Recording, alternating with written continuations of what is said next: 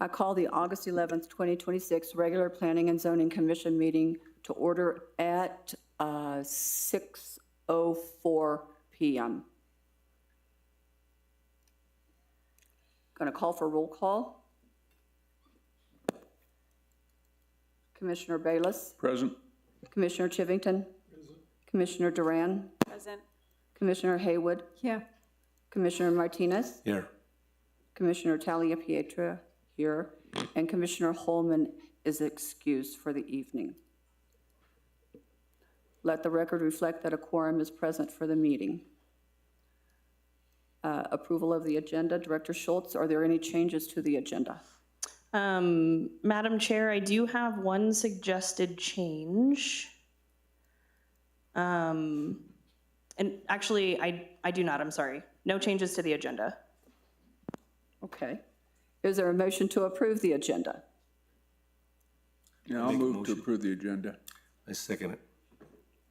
Commissioner Bayless was the first. Martinez was the second.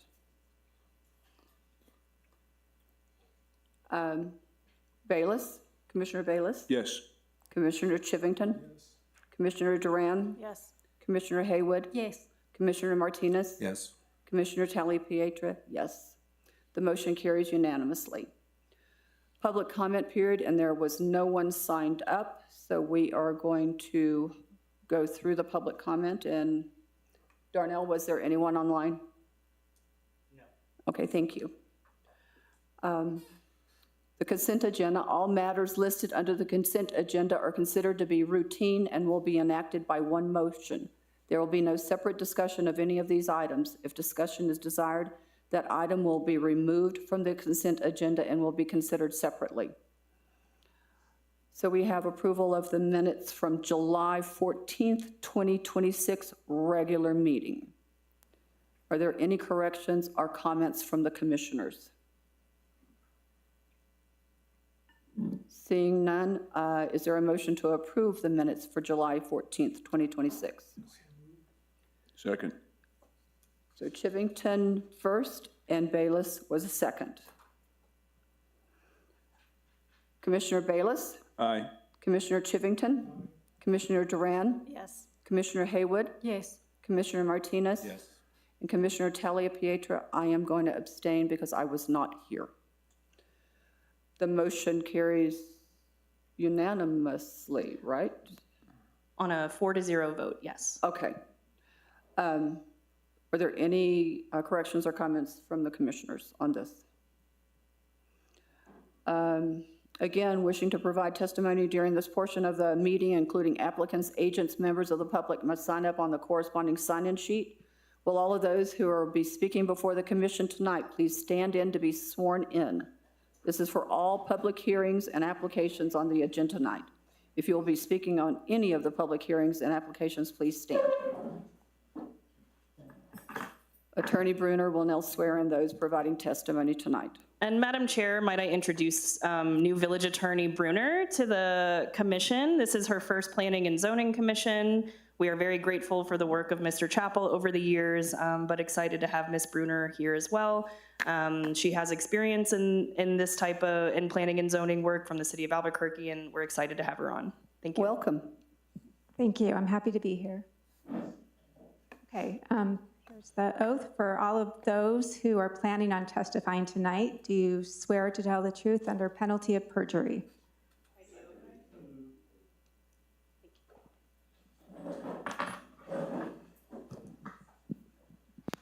Okay, the first item on the agenda is TA 2602, a request by the Village of Los Ranchos to amend various settings of 9.2 zoning and zone map related to acequia setbacks, which was deferred from the July 14th Planning and Zoning meeting.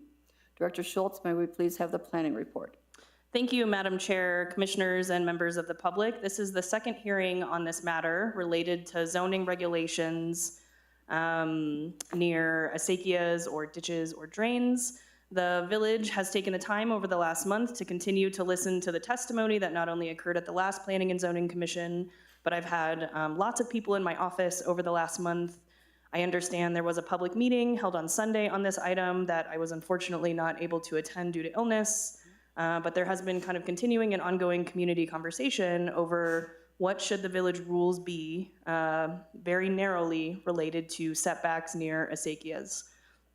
So the original proposal, as it was presented last month, proposed a total elimination of the 25-foot setback for acequias, ditches, and drains.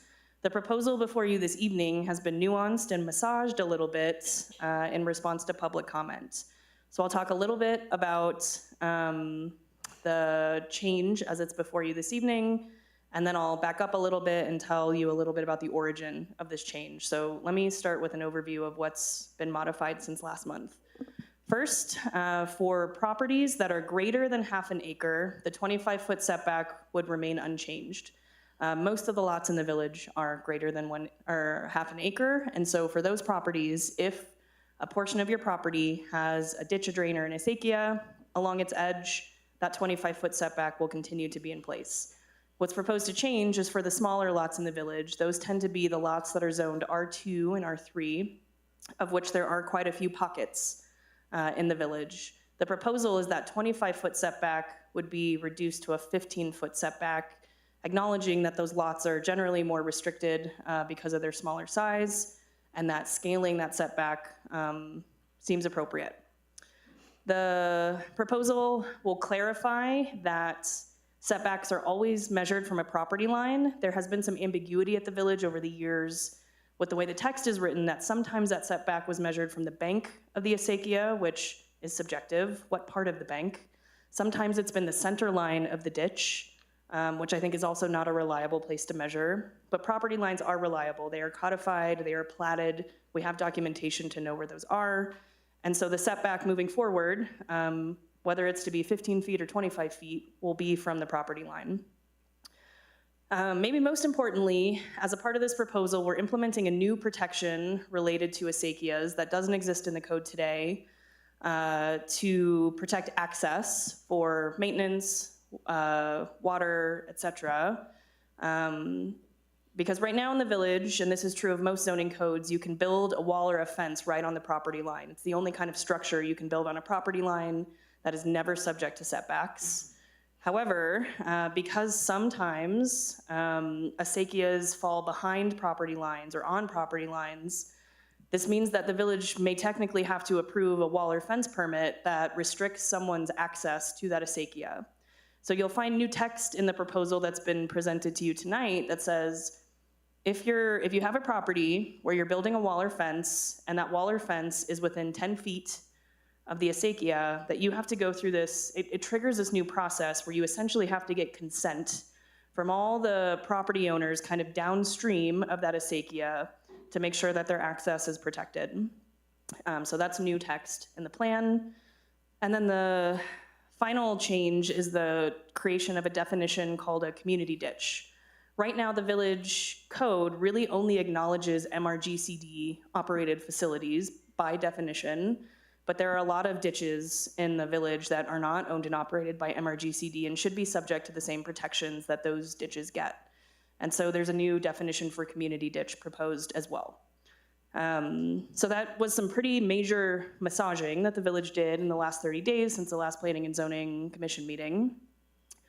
I'll back up now to talk a little bit about the origin of these changes in general. This is a pretty common practice in planning when someone comes to the department and says, I have something I want to do on my property, but I can't. The first thing we tell them is, well, try to go get a variance. That's usually the first answer. However, when we started to dig into the particular problem of having a small lot that is lined by an acequia, it became apparent that if a lot of the property owners in the R2 or R3 zoned properties wanted to build an outbuilding, perhaps a small barn or a shed or a guest house, that they would all need to go get variances. And it's true in the planning profession that when everyone has to go get a variance, that means that something in your code is a little broken. And so we took that problem that was presented to us, we looked at all of the zoning in the village and how that problem would apply to all the parcels in the village.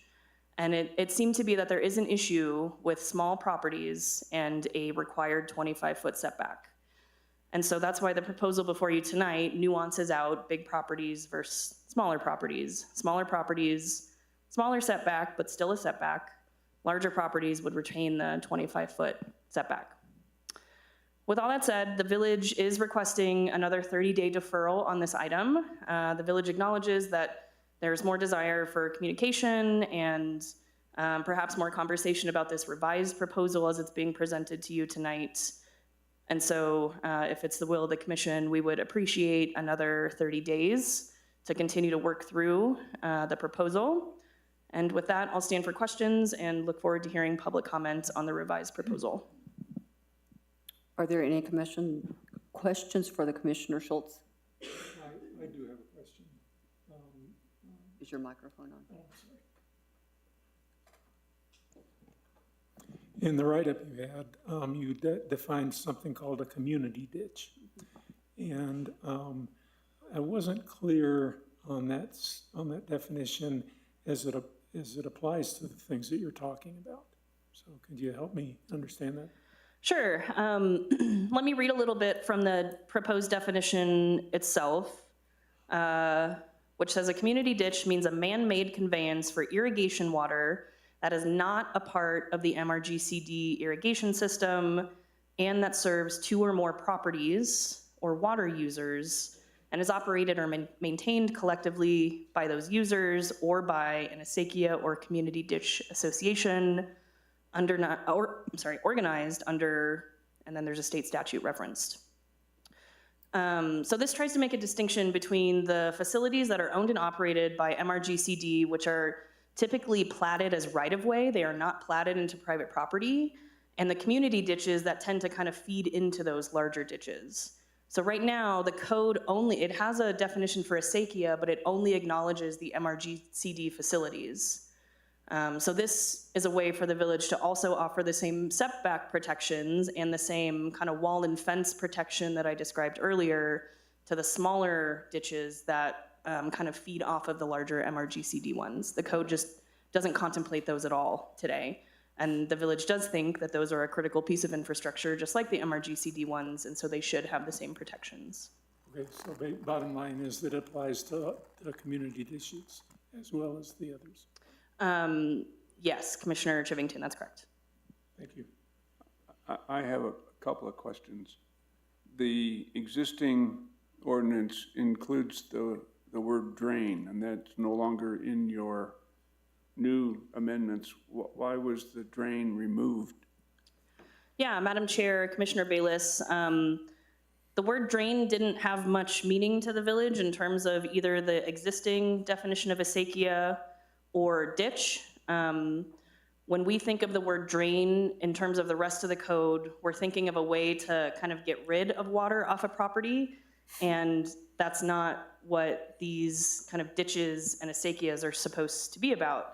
If there's a nomenclature around the word drain that is important to the community and important to acequias in general, I'm not opposed to putting that back in, but it didn't have a lot of functional meaning to me from an implementation standpoint. I mean, there's lots of big drains in the village. There's the Riverside Drain. There's a drain that goes along through Anderson Fields. Those are the 2 that I've walked along. There must be more.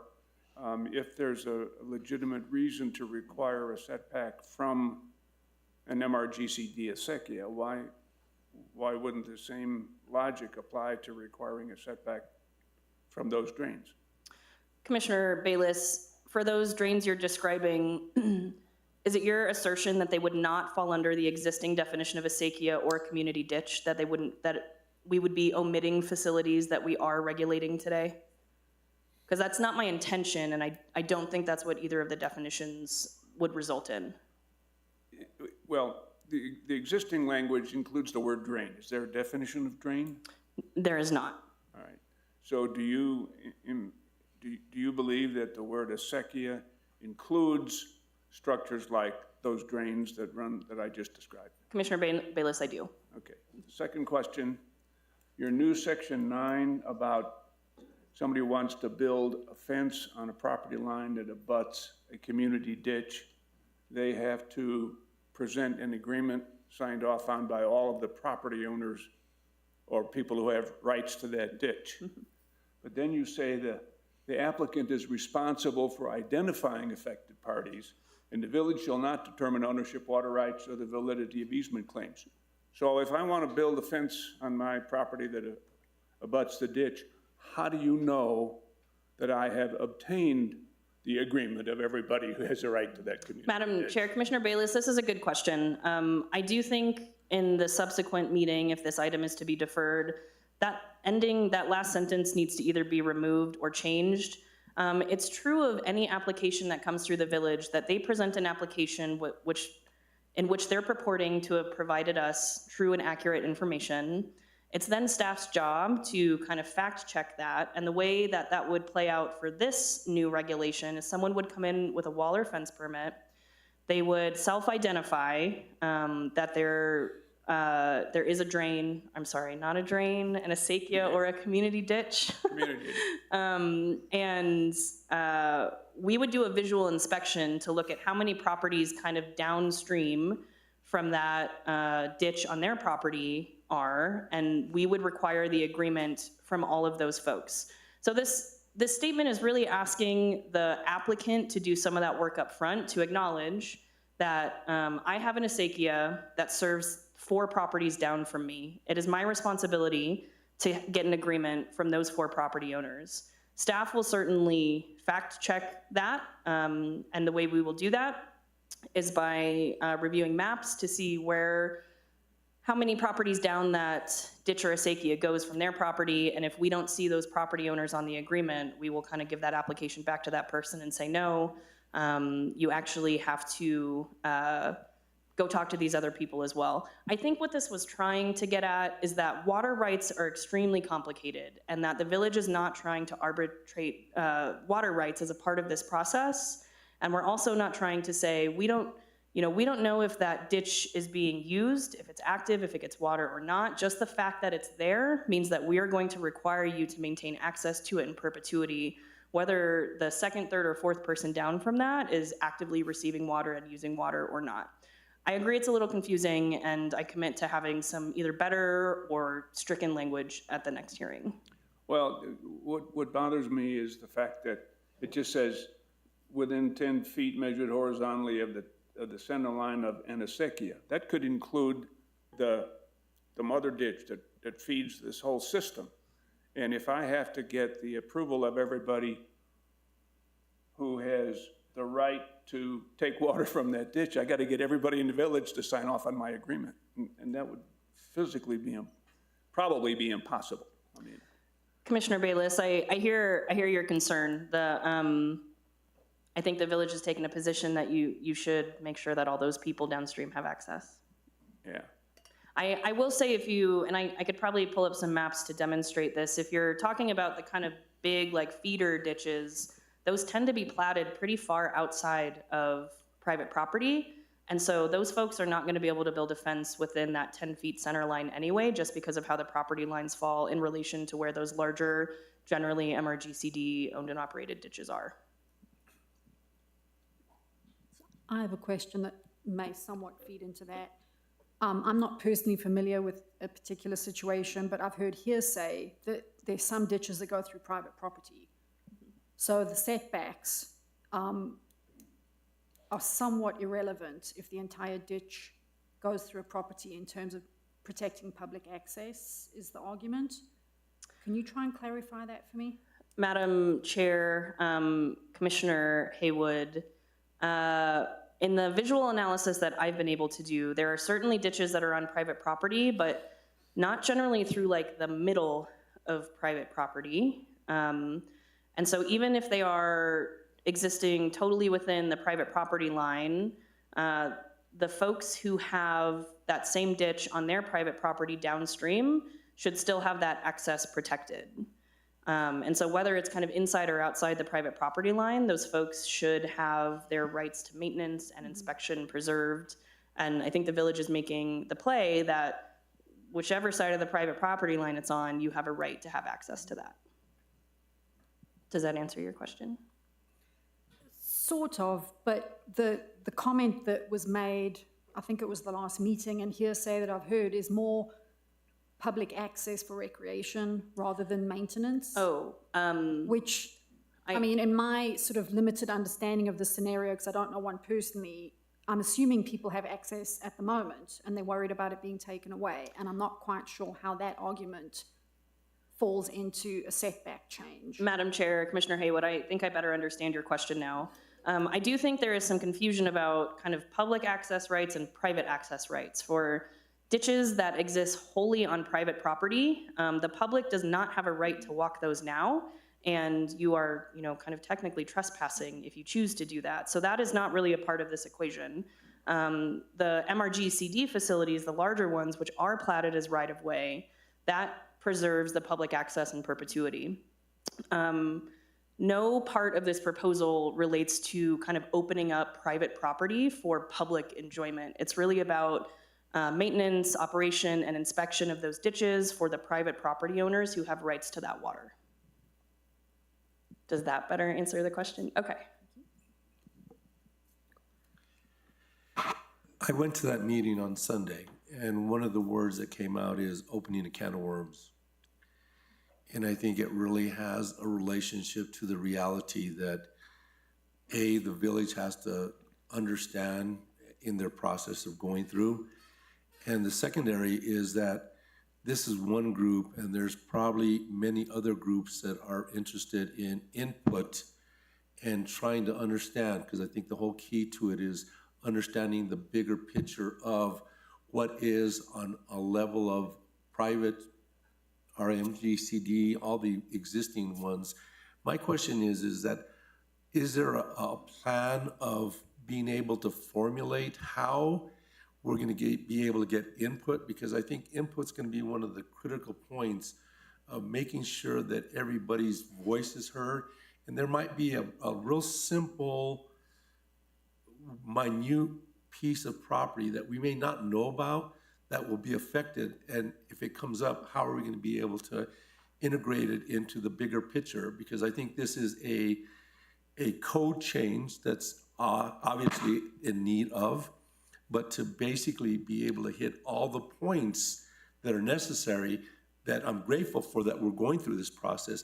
Is there going to be a set of outlines of how we're going to get to that and outside input? Would be my question. Madam Chair, Commissioner Martinez, code changes by state statute are a public process for a reason. There's a reason that I was not able to make any of these changes just sitting in my office behind a closed door with no notice to the public, no opportunity to participate. So I would argue that the process that we're going through before Planning and Zoning Commission now, where we are collecting input, the public is hearing from the village about the intention and the description of the change, and the open door policy that I'll have, much as I did the last 30 days for folks to come chat with me about this change, that we're doing that right now. And that process will continue through the Board of Trustees if and when this commission moves this item along with their recommendation, that there will continue to be opportunity for public comment, public input, questions, and as we saw the proposal shift from last month to this month, the village will continue to massage it as we see fit and as input helps us make a better set of regulations. So I'm understanding that a lot of the village people in listening now or understanding they're going to have an open door policy to get into you and have the conversations of maybe this is a meeting and can you help me, and it be massaged into the bigger picture. Madam Chair, Commissioner Martinez, absolutely. Okay. I love to talk about zoning, so whether it's this, which I know is near and dear to folks' hearts, or any zoning topic, folks can always come chat with me. Thank you. I have one question on the community ditch. When I'm just thinking about like major subdivisions, if they're bringing water off a lateral and they have a community ditch that goes under property that's like completely covered, it's not an open ditch, how will that impact setbacks for like individual properties? Because I'm just thinking about that new major development on Rio Grande. There was 5 pieces, they're gonna bring water off the lateral. How would that impact the setbacks for like the properties that are the farthest away, I guess, if the community ditch doesn't go along a property line, but kind of cuts through to bring water to a further along property. Yeah, Madam Chair, Commissioner Duran, the regulation doesn't change whether that ditch is piped, whether it's underground, whether it runs through the middle of a property, which I think in the case of that subdivision, they were gonna kind of reroute it to serve the newly platted plots. That setback is still going to apply regardless. We specifically didn't include language about kind of above ground, exposed. That way we were sure to preserve the access and maintenance, because even if a ditch is underground, that doesn't mean that it's never going to need to be maintained. And so that setback will be important regardless. Are there any more questions? I have a list of those who signed up to speak on this item. Please come up to the podium as your name is called. Speakers will have 3 minutes. Vincent Sanchez. Please state your full name and address for the record, please. Vincent Sanchez, 6802 Rio Grande. If I could ask, I might be able to clarify that part about the easement, but I have to do it outside of my speech. I must say, this second attempt is very appreciated. I believe this attempt has had more thought put forth than any other time since its original author's attempt, and has picked up with fences and walls where they never even got to. For this, I must take a moment to acknowledge Director Schultz for your efforts. Looking at the agenda for July and August, you had some long days, and I thank you for that dedication to all the items. I often wonder how much reading the codified code actually happens by citizens, previous directors, and commission. From my point of view, there seems to be large swaths that govern the whole book ignore either on purpose or by ignorance. Every chapter has a stated purpose. I employ everybody in earshot to read and apply the spirit of and the scope in which the codified chapters are to be interpreted in the codebook.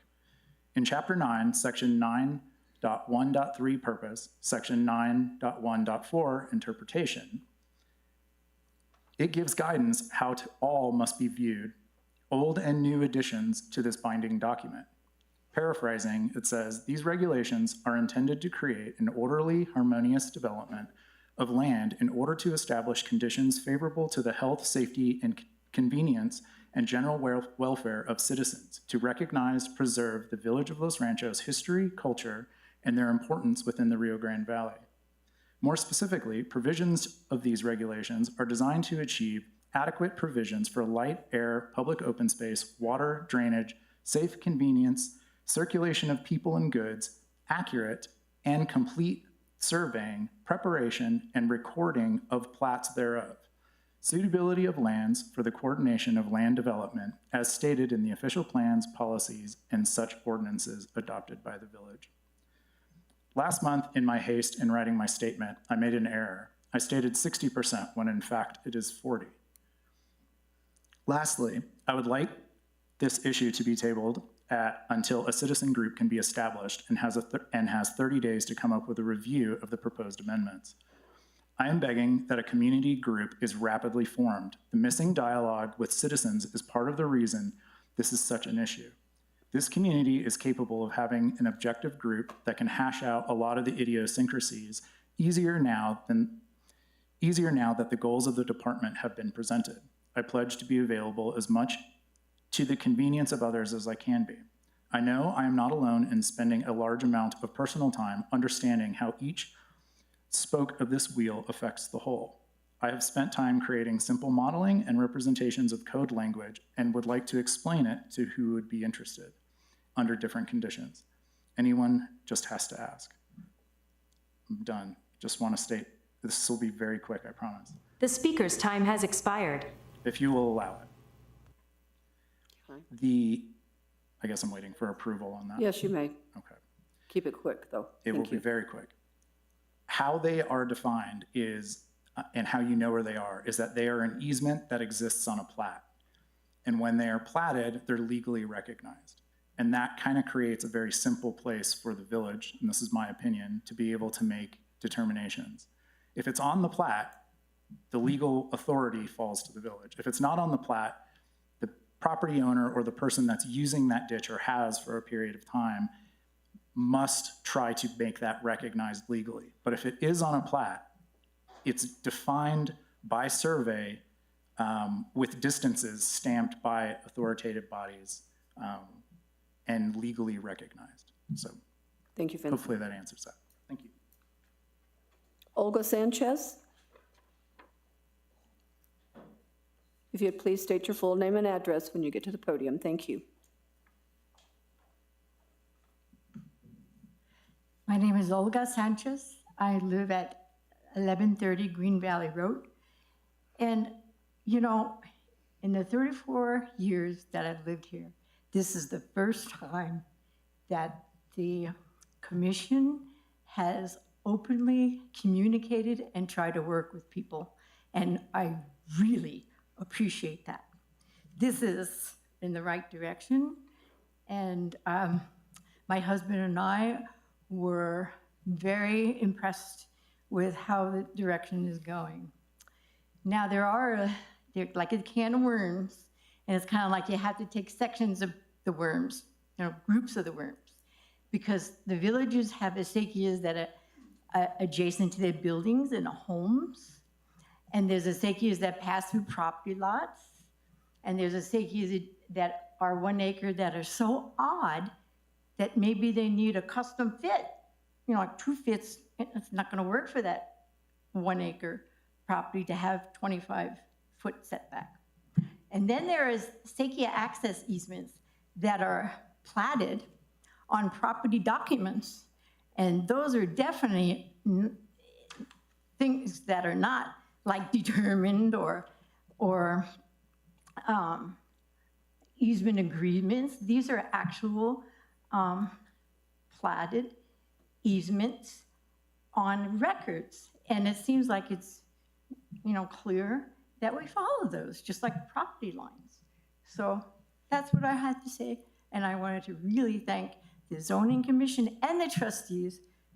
It just seems like a whole different attitude. And to tell you, the 34 years that I've lived here, it's not happened, but it's happening now. And I thank you. Thank you, Olga. Chris Reedy? Please state your full name and address, please. Thank you. Chris Reedy, 8642 Rio Grande Boulevard. Good evening, commissioners. We have several easements on our property, several pieces of property. The easement in the setback is for the requirements of the ditch. My biggest beef with what I'm seeing now is the requirements of a ditch, any given particular ditch, do not change if it goes from a lot that's greater than 1 acre to a lot that's a half an acre. The needs of the ditch are the needs of the ditch.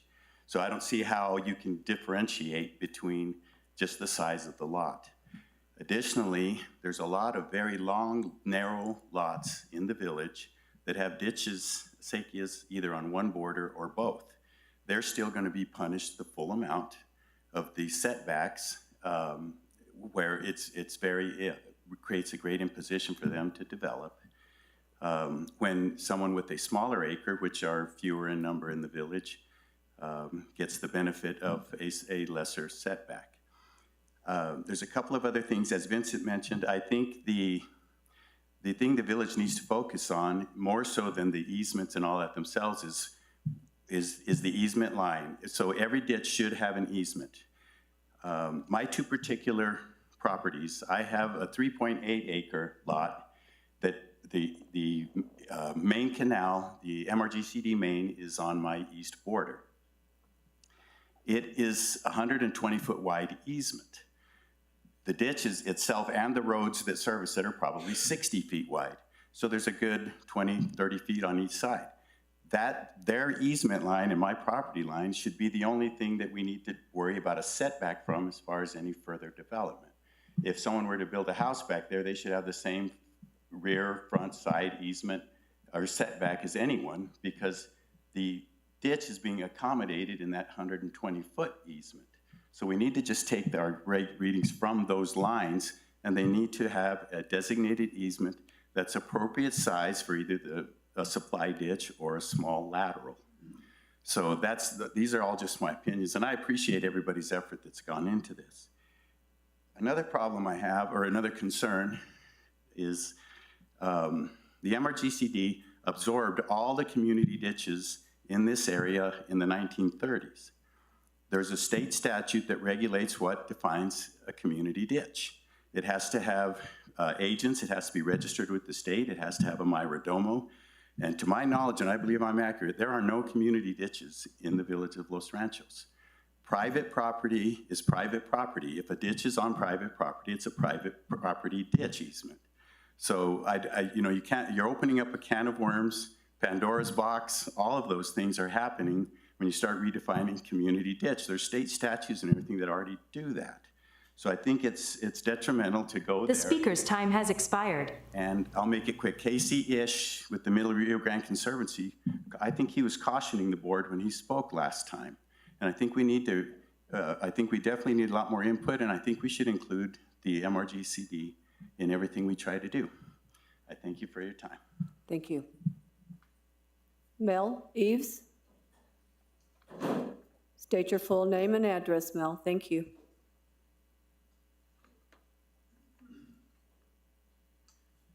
Mel Eves, 721 Chavis Road, Northwest. The last speaker is making a point that I want to make even further.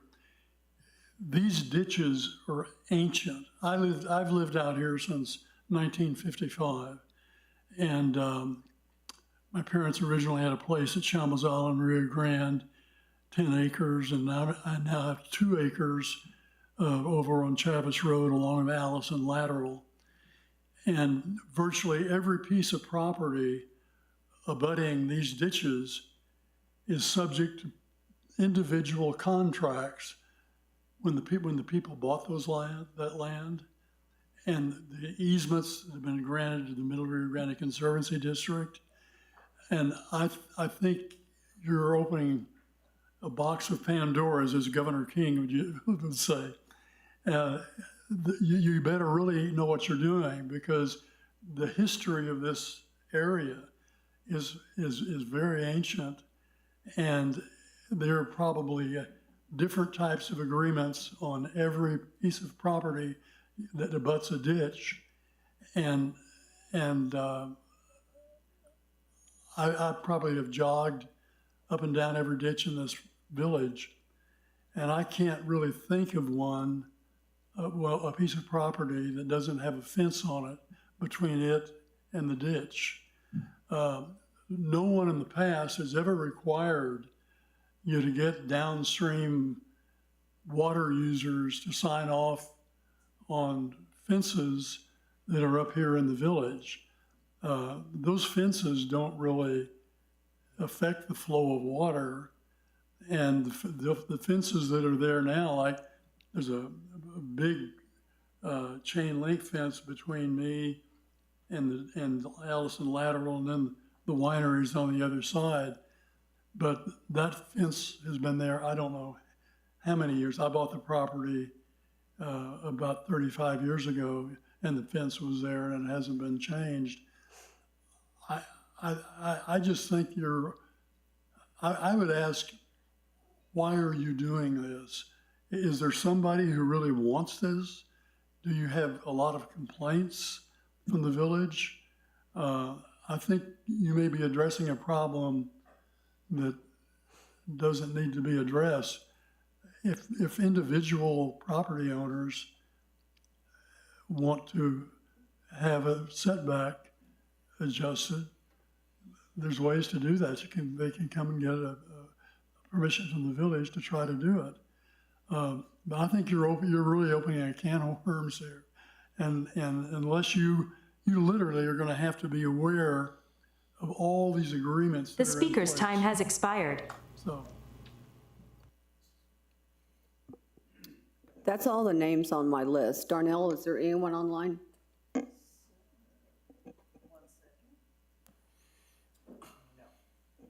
Is there anyone else in the audience that did not have a chance to sign up and speak on this?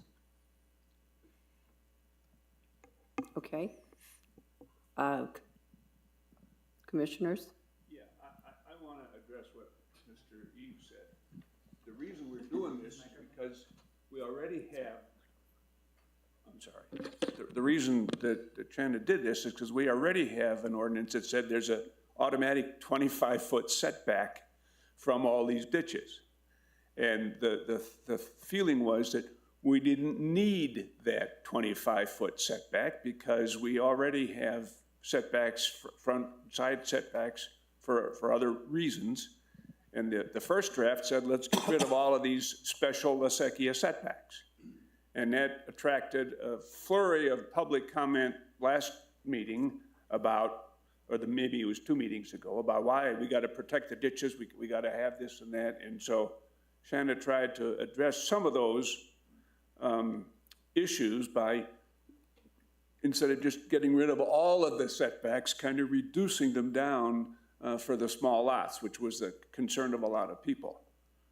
For myself personally, I'm happy to get rid of all of the setbacks like the original draft was, because we have side yard setbacks and rear setbacks on everybody's property and where the ditches run. And those setbacks are adjusted according to the size of your property. If you have a small lot, your setbacks are smaller than if you have a big lot.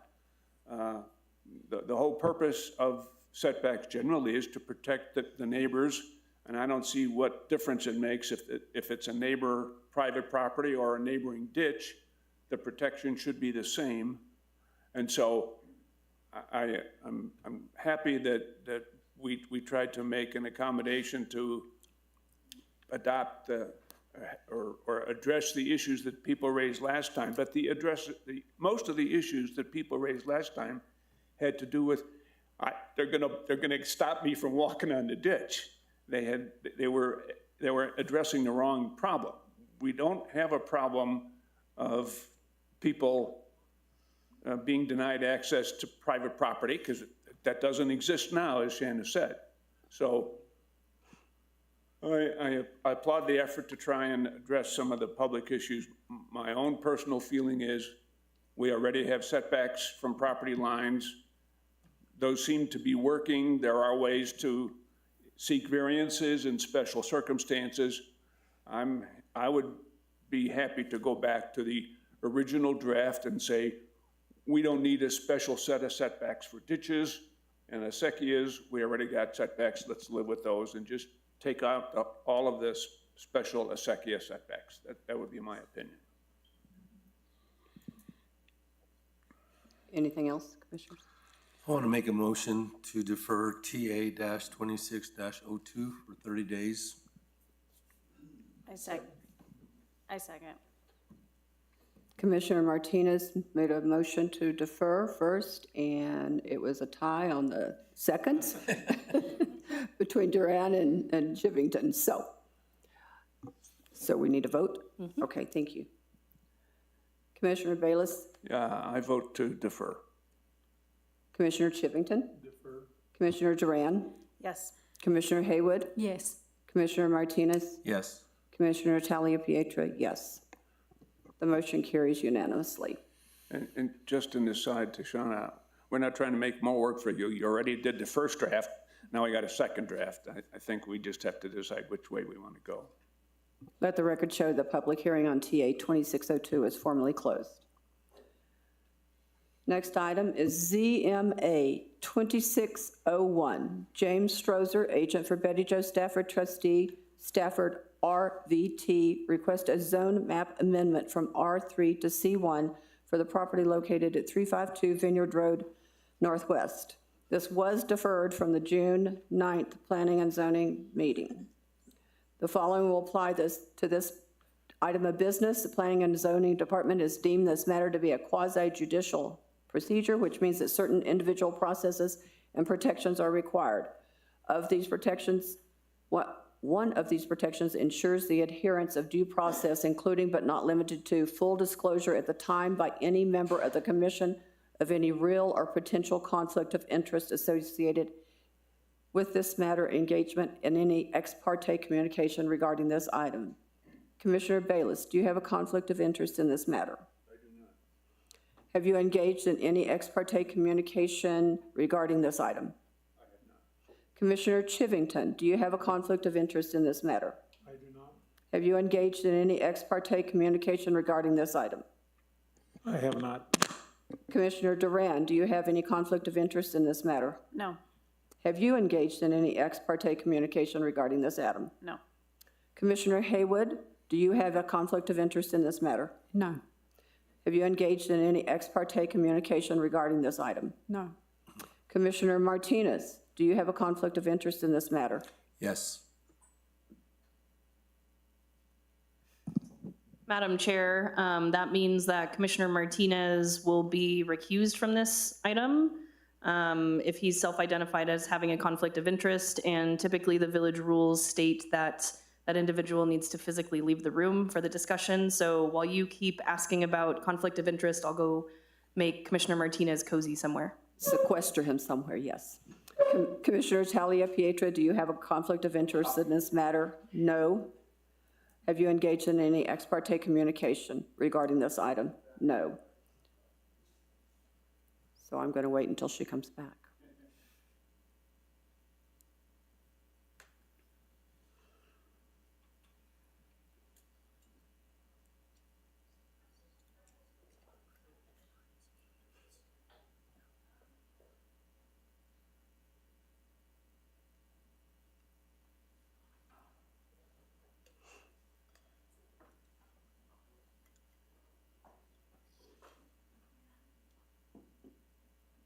Director Schultz, may we please have the planning report? Thank you, Madam Chair. This is a request for a zone map amendment from R3 to C1 for, the address is 352 Vineyard, known as the Sadie's property.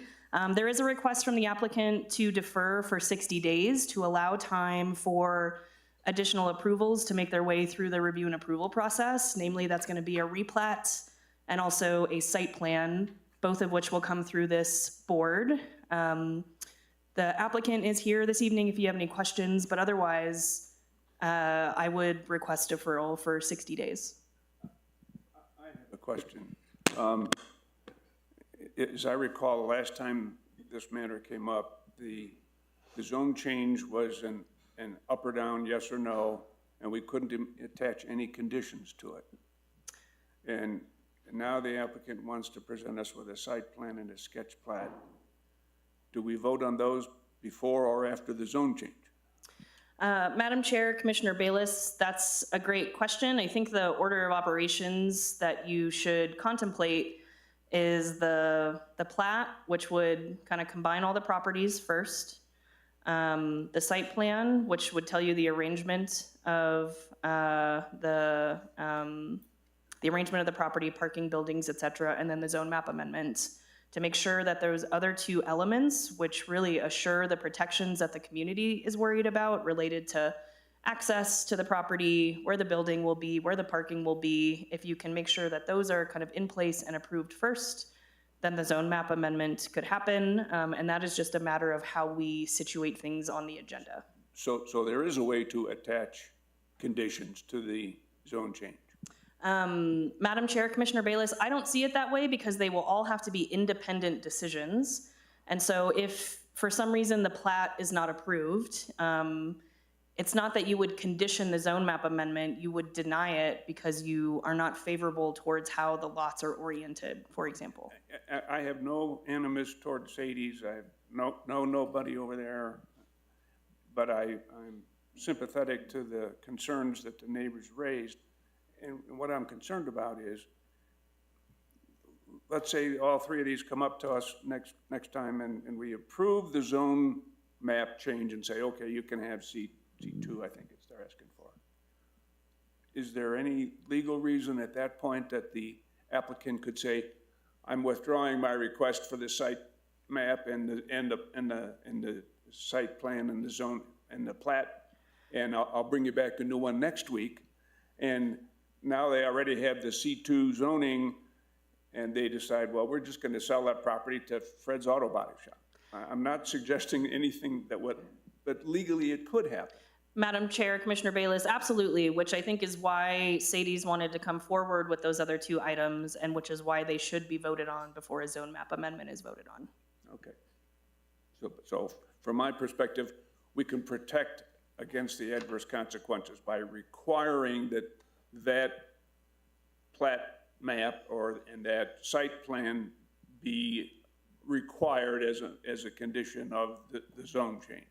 Madam Chair, Commissioner Bayless, we wouldn't call it a condition, but I think just by how the items come before you on the agenda, and as they are approved before the zone map amendment is approved, if it's to be approved, that those boxes get checked without having to condition the zone map amendment, which we know we're legally And not then allowed if they to do. wanted to change the plat map or the site design, we could simply say, no, you're stuck with the one we approved. Madam Chair, Commissioner Bayless, absolutely. They would have to come back through the process and seek a separate approval if they wanted to kind of quote unquote pull a fast one. Then I'll move that we defer pursuant to their request. Were there any other questions of Oh, I'm sorry. of Director Schultz and the And- commissioners? Madam Chair, do we have members of the public signed up to speak? Yes, we do. Okay. We do have. We members. should take public comment prior to the deferral. Jim and- Strozer, please come up. You have 3 minutes. Please state your name and address. Thank you, sir. Madam Chair, Mr. Strozer is the applicant. And so I don't know that you are welcome to speak, Jim.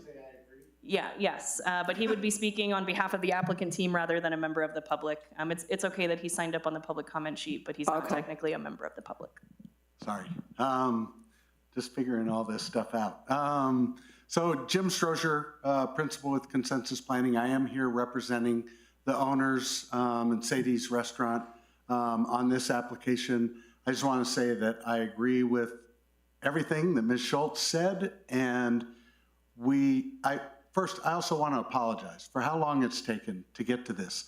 We had to get a surveyor and an architect, and we held a neighborhood meeting, and all of those things necessitated additional work, and we've been diligently pursuing that. The surveyor, Tim Aldrich, who is an excellent surveyor, also happened to be extremely busy. He had a death in the family kind of midstream of this, caused a bunch of delays, but we were able to get the sketch plat application and the sketch plan application turned in. I did provide an update to the neighbors on following up on the neighborhood meeting and let them know that we were going to be making this request for a 60-day deferral. So try to keeping everybody in the loop, and we look forward to bringing these 3 applications back together, and I think that's the appropriate way to do it. And thank you very much. I'm happy to answer any questions if you have them of me or our team. Are there any questions? Thank Thank you, sir. Vincent Sanchez? Your name and your address, sir. Thank you. Vincent Sanchez, 6802 Rio Grande. I was trying to figure out whether this was part of the core commercial zone or the C1 zone, and I had a hard time determining that in here. Neither. It's currently zoned R3, and they are requesting C1. I apologize. How Sadie's, because if Sadie's absorbs it, they would become then part of core commercial or C1? I believe the Sadie's property is zoned C1, not core commercial. So it would continue the zoning of the larger property to the west. Sorry, it's real quick. This request does not require presentation of what might be. In fact, that is distracting to what is actually being requested. It is, in fact, a simple question. This is a small residential property, this is a small residential property. Is it appropriate to reclassify and grant all allowances pertaining to a C1 zoned property? Their potential future development plans are irrelevant if deemed inappropriate to what makes an R3 zoned property into a C1. Here's an example of a property that would be allowed to have the illuminated sign of a C1. Does that seem to be appropriate for this location? I don't think so. Thank you. Daryl Murmert? If you'd please state your name and address. Thank you, sir. Darrell Mummert, 330 Vineyard Road, Los Ranchos. Commissioners, Director. Man, this is fourth, fifth time I've come up here and talked about this. I think Vincent stated it perfect. There's a lot of stuff going on, and we're trying to move a mountain for this. And basically, they're asking to rezone residential property that is appropriately zoned, and they're going to encroach commercial well beyond what is intended by the master plan. And this does not benefit the health of the village, the community, in any way. This is for personal gain. Lots of things could be talked about, spot zoning, all these things. They own a commercial piece of property in the back. They can develop on there all they want. They don't want to do it because it's going to cost money. Sell your residential property, you take that money, and you can develop the infrastructure on that back property. And then we do not want any more commercial. And if this I say no, do not defer. Let's vote on this now. And let's move on. We're having to come time and time again. And we're moving mountains for one person, not for the people that are residents of this particular area in the village. And if it does get deferred, which I hope it doesn't, I will bring the petition that everybody but one person has signed that are village residents on Vineyard that say no to this. So again, I don't want to take any more time because I've said it multiple times, but I would prefer if we would just vote on this and move on. Thank you. Thank you, Darrell. Ray Gallegos? If you'd please state your name and your address, sir. Thank you.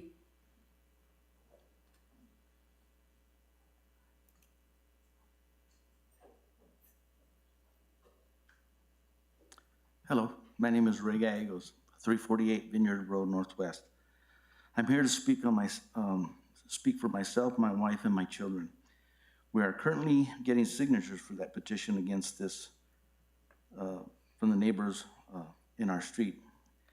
Everyone who has already signed is against changing this property from residential to commercial.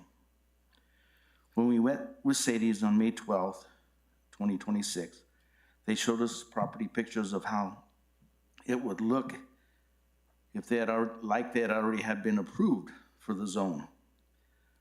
All the way down the side of the building and the landscaping, they said, look how nice it would look compared to the way it looks now. All we saw was a 26-foot high building, 100-foot long building right next to my building, 5 feet away from my property. Our property is right next door to the residential property, so it would be affected the most.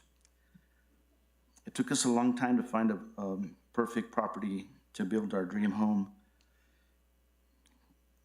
which we purchased in 2001. We have raised 5 children in the neighborhood. The intent for our family was to live there for several generations. If you allow Sadie's to change this property from residential to commercial, regardless of what they do with it, it'll affect us negatively. This is supposed to be our children and grandchildren's inheritance. We have reached out to local real estate agents and found out how and if it will change our estate in any way. She believes not only will our property value go lower, but it will definitely affect us if we try to sell it. In our line of business, most people don't buy property right next door to commercial properties. She also mentioned how delivery trucks would be higher in the streets, and they'd have to come from Alameda and Montano, and it's already pretty busy on 4th Street, as you well know. If a 22 to 20-foot-6 high building was built right next door, this building would be bigger than our 2-story house. Put yourself in my shoes. Would you want this big building to be right next door to your home, which we've been in for more than 20 years? The building of this size would also affect the existing solar amenities, not only to mention our sunsets. Sadie's currently has 5 acres of commercial property that should be used before any request of making any existing residential property commercial. In the meeting we did have with Sadie, they gave us 2-day notice. Only us and another neighbor were able to attend. When we saw that they had planned, immediately said, no way. What we saw, we said, no way, it's too big. When they asked us other opinions and our suggestions, we came up with that they should just, 5 acres is already there. The speaker's time has expired. You can finish, Ray. Okay.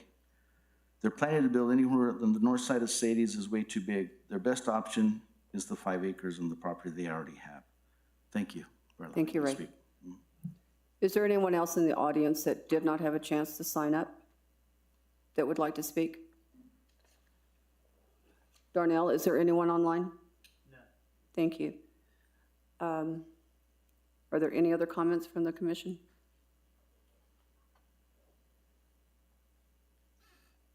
The floor is now closed for comments. So, do I ask defer? Madam Chair, you could solicit your fellow commissioners for a motion or further discussion on the matter. So we have a motion to defer. Can the maker of the motion specify that it would be a 2-month deferral? That's what the staff report contemplated? Okay, to the October Planning and Zoning Commission meeting. I'll second that motion. Commissioner Chivington first, Bayless was second. Bayless? Aye. Commissioner Chivington? Aye. Commissioner Duran? Yes. Commissioner Haywood? Yes. Commissioner Talia Pietra? Yes. And Commissioner Martinez was recused. This was unanimous.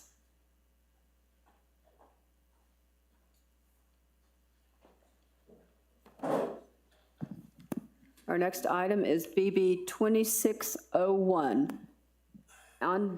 Is it Andres? Andres Gallegos, yes. Gallegos requests a bed and breakfast permit for the property located at 6924 4th Street, Northwest. The following will apply to this item of business. Madam Chair, before you dive into your script related to ex parte communication, I would just mention that I'm requesting complete withdrawal of this item, which would result in no substantive discussion on the matter. It was really a staff error that this application made its way to Planning and Zoning Commission at all. This property is commercially zoned. It doesn't require a bed and breakfast permit. And so if it's the pleasure of the commission, you are welcome to just move forward with a motion of withdrawal. If you do want to talk about it, then you should continue with your script about ex parte communication, but otherwise the motion will suffice. Does anyone want to talk about it? So you want me to do the ex parte stuff? Let me know.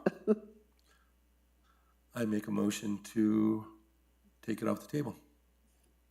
Do I have a second? Second that. So Commissioner Martinez was first, Commissioner Chivington was second. Is that right? Madam Chair, yes, and now you may vote on the motion. Okay. We need to vote, right? Yeah, the motion is to withdraw, and Commissioner Martinez, if I could just supplement your motion, subject to findings 1 through 5. That describes why the item is being withdrawn. Yes, but other than that, you can move forward with a roll call vote. Subject Commissioner to 1 through 5. Chivington, do you agree with the addition to your motion? Yes, items 1 through 5, okay. Commissioner Bayless? Yes. Commissioner Chivington? Withdraw. Yes. Commissioner Duran, don't confuse me. Commissioner Haywood? Yes. Commissioner Martinez? Yes. Commissioner Talia Pietra, yes. It was carried unanimously. Thank you. Okay. SDP 0501 amendment. Andrew Russell, agent for Public Service Company of New Mexico, PNM, requests a site development plan amendment for the property located at 8609 4th Street Northwest. Do you want me to read all of this? Because I know there were some other things here. Madam Chair, staff is also going to be requesting withdrawal of this item, but for the purposes of discussion, because that will be a new request that differs from what's in the staff report, I would suggest going through the ex parte script. Okay, thank you. The following will apply to this item of business. The Planning and Zoning Department has deemed this matter to be a quasi-judicial proceeding, which means that certain individual processes and protections are required. One of these protections ensure the adherence of due process, included but not limited to full disclosure at this time by any member of the commission of any real or potential conflict of interest associated with this matter or engagement in any ex parte communication regarding this item. Commissioner Bayless, do you have a conflict of interest in this matter? I do not. Have you engaged in any ex parte communication regarding this item? I have not. Commissioner Chivington, do you have a conflict of interest in this matter? I do not. Have you engaged in any ex parte communication regarding this item? I have not. Commissioner Duran, do you have a conflict of interest in this matter? No. Have you engaged in any ex parte communication regarding this item? No. Commissioner Haywood, do you have a conflict of interest in this matter? No. Have you engaged in any ex parte communication regarding this item? No. Commissioner Martinez, do you have a conflict of interest in this matter? No. Have you engaged in any ex parte communication regarding this item? No. Commissioner Talia Pietra, do you have any conflict of interest in this matter? No. Have you engaged in any ex parte communication regarding this item? No. Director Schultz, can we please have the planning report? Thank you, Madam Chair. This is a request for an amendment to an existing site development plan related to a landscaping plan for a property that P&M owns. This as a result of a code enforcement action about the maintenance and upkeep of the landscaping on the property. When a commercial site development plan is established for a property, that landscaping plan is expected to be maintained in perpetuity.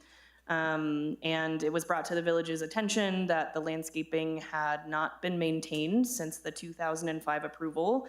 So P&M received an enforcement letter from the village, and their response to that enforcement letter was to submit an amended site development plan to change the landscaping plan on the property. However, the landscaping plan that they submitted was not compliant with the current regulations of the village. They would have to provide substantially more landscaping than what was required in 2005. And so as a result of that, I did get an email this afternoon from P&M requesting withdrawal of this item.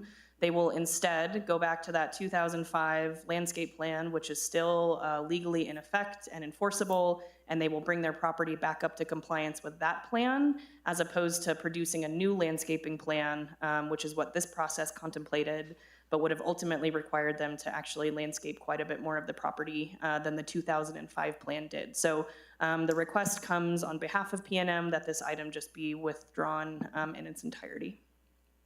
Are there any questions for Director Schultz? Turn your... If we have this withdrawn, then it simply goes back to being an enforcement action to make them come into compliance with the existing landscape plan.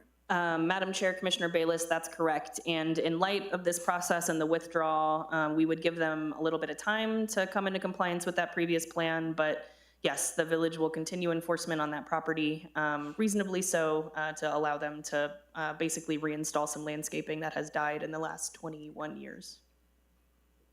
There was no one signed up to speak on this from the audience. Darnell, is there anyone online? So I need a motion to have this Withdraw. item withdrawn from to the... withdraw. Yeah, the motion would be to withdraw STB-05-01 pursuant to applicant request. I move that be withdrawn. I second. So Commissioner Bayless was first and Commissioner Duran was second on this. Commissioner Bayless. Yes. Commissioner Chivington. Yes. Commissioner Duran. Yes. Commissioner Haywood. Yes. Commissioner Martinez. Yes. Commissioner Talia Pietra. Yes. Motion carries unanimously. Let the record show that the public hearing on this item, SDP 0501 amendment, is formally closed. Next item is CU 2604.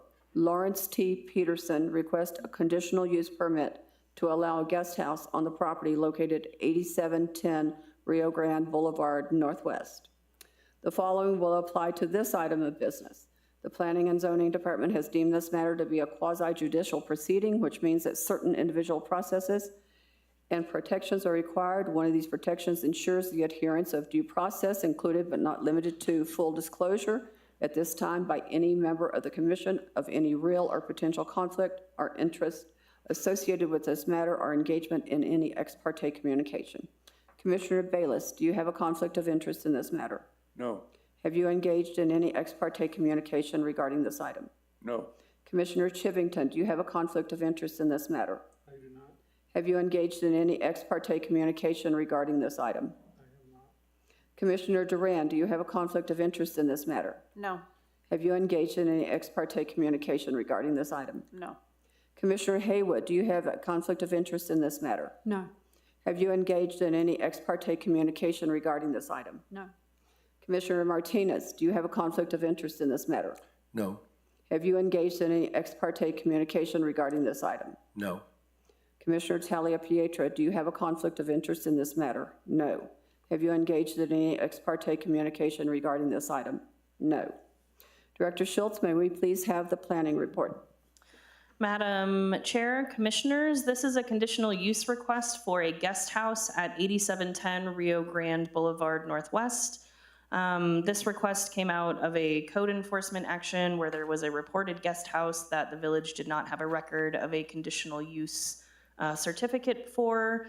That's how this application comes before you today. The village has several criteria associated with a conditional use for a guest house, and all of those criteria must be met for the commission to be able to approve. On page 108 of the packet, you'll see I've kind of listed that criteria 1 through 7, and then moving through the staff report, I go through those criteria one by one, and I say, has this criteria been met or has it not been met? Most of the criteria the guest house does meet. However, there are two kind of important ones that it does not. I think the biggest one that this commission is unable to remedy through a condition of approval is the size restriction. The guest house is 1,500 square feet. It's in an existing building. It appears that this guest house was actually built some time ago. The property is under semi-new ownership. So unfortunately, this person inherited something that was not legally built in the village and is trying to do the right thing to get the correct approval. But the rule regarding the size of the guest house is pretty black and white. It cannot be larger than 1,000 square feet unless you were to get a variance to that standard. There is no variance request and there's no approved variance for this property.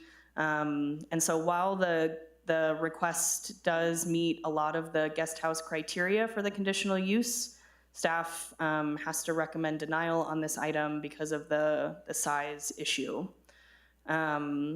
With that, I can stand for any questions. I believe the applicant is in the audience if there are further questions as well. I'm recommending denial, but I'll mention that there could be an alternative path for this item to be deferred if the applicant wanted to try to go through the variance process to try to get that extra 500 square feet allowed. That would ultimately be up to the applicant, but those are really going to be the only kind of two paths in my mind. With that, I'll stand for any questions. You said there were two criteria, the size and what was the other one? Madam Chair, Commissioner Bayless, there were other conditions that I couldn't confirm based on what was submitted by the applicant. The village doesn't have any records of this building on record, so I was not able to confirm what the height of the building is to confirm that it's 26 feet or under per village requirements. I was not able to confirm that the guest house does not exceed the floor area ratio for the entire property because that building's not permitted. And same with the permeability requirements. So these are things the applicant could certainly fix through subsequent submittals, but regardless of those, the 1,500 square foot issue is a big problem. I have a question. Did the applicant request a variance? I mean, did you offer that as an opportunity? I mean, why are we doing this instead of that? If Madam, it's a better opportunity.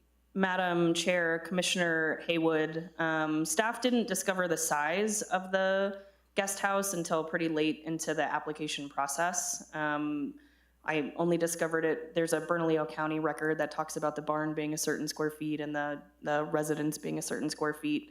So I hope you'll hear from the applicant tonight on if they want to pursue that option. Otherwise, again, the other option is denial, which would mean that the applicant would need to remove the kitchen facilities essentially from the guest house.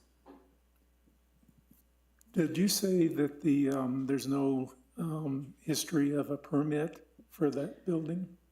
Madam Chair, Commissioner Chivington, there's not through the village.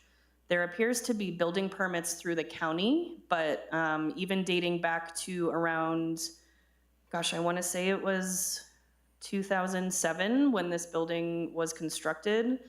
Development in the village has always been a two-step process. You come through us for a zoning check, and then you go to the county for all the building safety stuff.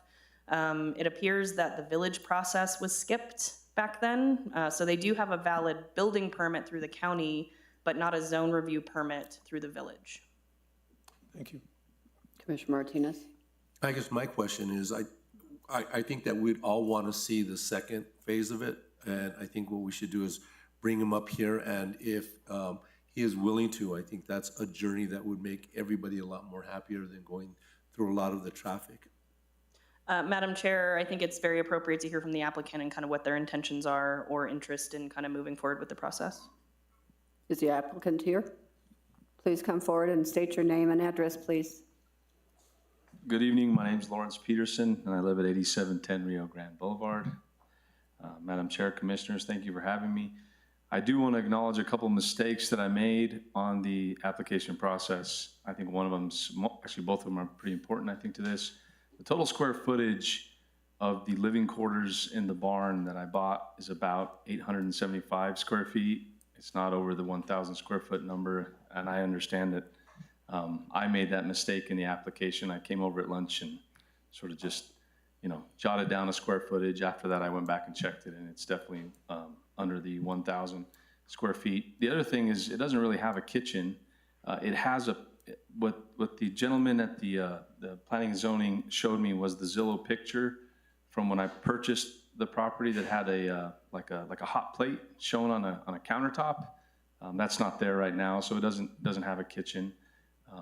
I believe from what my neighbors have told me that the barn was built about 25 years ago or so. It's a pre-engineered metal structure. And then I was told that the previous owner built out the living quarters about 10 years ago. So that's sort of what I inherited when I bought the property about 2 years ago. So I hope that helps a little bit with the process. I do believe it's a pretty tall barn. I don't know if it's over 26 feet, but it's, it is a barn. It's not a small structure, but it's a small corner of it where there's a living quarters within it is essentially what we're talking about.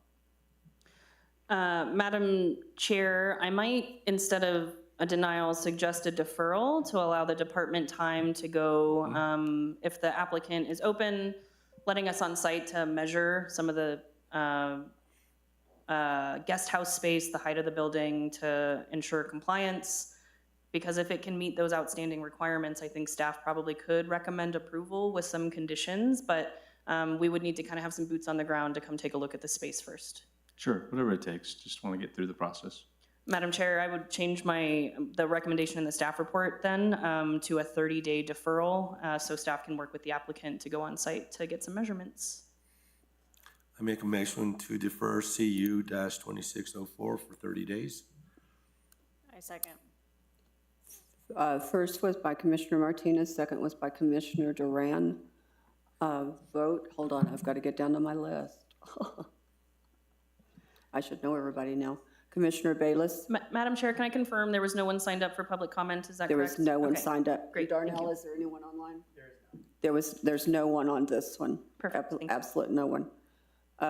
Commissioner Bayless? Yes for deferral. Commissioner Chivington? Yes for deferral. Commissioner Duran? Yes. Commissioner Haywood? Yes. Commissioner Martinez? Yes. Commissioner Talia-Pietro, yes. The motion carries unanimously. Let the record show that the public hearing on CU 2604 is formally closed. Next item, NC 2601, David Bowling requests an expansion of an existing non-conforming structure for the property located at 6712 Elwood Drive Northwest. The following will apply to this item of business. The Planning and Zoning Department has deemed this matter to be quasi-judicial proceeding, which means that certain individual processes and protections are required. One of these protections ensures the adherence of due process, including but not limited to full disclosure at this time by any member of the commission of any real or potential conflict of interest associated with this matter or engagement in any ex parte communication.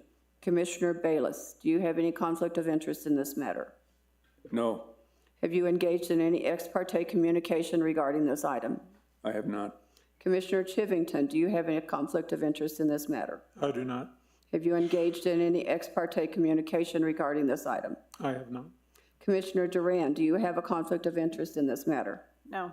Have you engaged in any ex parte communication regarding this item? No. Commissioner Haywood, do you have a conflict of interest in this matter? No. Have you engaged in any ex parte communication regarding this item? No. Commissioner Martinez, do you have a conflict of interest in this matter? No. Have you engaged in any ex parte communication regarding this item? No. Commissioner Talia Pietra, do you have a conflict of interest in this matter? No. Have you engaged in any ex parte communication regarding this item? No. Director Schultz, may we please have the planning report? Thank you, Madam Chair and Commissioners. This is a new type of request that I have not yet brought before this commission. The code contemplates that when either a use or a structure in the village becomes non-conforming, that non-conformance can be expanded if they seek permission from the Planning and Zoning Commission. That's the request before you this evening for 6712 Elwood Drive, a legally non-conforming structure that is built too far into a side setback. There is a request to basically enlarge that portion of the building, which would enlarge the amount of non-conformity into the side setback. The code says that that is okay if Planning and Zoning Commission says that it can meet a couple of criteria. One, that the existing non-conforming structure was lawfully established, so there needs to be some proof that this structure is actually legally non-conforming and not just an illegal structure. Two, whether the proposed expansion can satisfy the development standards identified in the non-conforming section. Three, whether the proposed expansion complies with the other applicable provisions within that zone district that regulate development, and whether or not that proposed expansion will adversely affect the surrounding properties or resources. You'll see in the staff report, I'll guide you to page 133, the applicant has provided a diagram of the current portion of the structure that's legally non-conforming. It's a garage that's on the south end of the property, on the side of the property. And then they've kind of neatly and cleanly outlined how they want to expand that to transform that into a bedroom and a living room, but then also put basically a new garage on the other side of the building to replace where that garage would have been. Staff did an analysis per the code on this request and finds that some of the criteria can be proven to be met. However, there's an issue with creating the garage on the north side of the property because at that point, you're not only expanding the current legal nonconformity, but that garage would be built into a side setback. And that's not expanding an existing legal nonconformity, that's just creating a new kind of illegal building. And so if the proposal did not have that garage on it, I think there would be substantial evidence in the record to support the expansion of the existing structure to turn it into a bedroom and a new living room. But I don't think that the village can approve this request while that garage is also attached without that this applicant seeking a variance for that other side setback. With that, I'll stand for any questions. The applicant is in the audience this evening to answer questions. And I guess I will also acknowledge that I'm sorry my staff report was a little incomplete on this one. there was a placeholder for where my recommendation was supposed to be, and the sentence just kind of stops at staff recommends, and then it's blank. Staff is recommending denial pursuant to the findings in the staff report. So I am very sorry. If you read the findings, I think you might have assumed that I was recommending denial, but I'm sorry that there was a bit of an oversight there. Are there any questions for Director Schultz? I have a question. Can we not just do what we did in the last one, where we defer it and give the applicant time to either amend their application by removing the garage or getting a variance for the new garage? Madam Chair, Commissioner Duran, I would suggest hearing from the applicant on if those options are viable for him or not. If they are, staff is certainly open to that, yes. Any more questions? Do I understand also that if there's a floor area ratio issue, that the proposed additions combined with whatever else is already there would exceed the permissible floor area ratio for that size of a lot? Madam Chair, Commissioner Bayless, thank you for pointing that out. I was really focusing on the side setback, but the property is already legally non-conforming for both far and side setback. And so the request here is to really expand both of them, both the side setback to increase that building, I believe it's to the east, but then also to increase the FAR by a very small percentage. I think it's like 1.5 or less. Are there any other questions? I think that we should hear from the applicant, and hopefully if he's willing to, we can journey on the next step.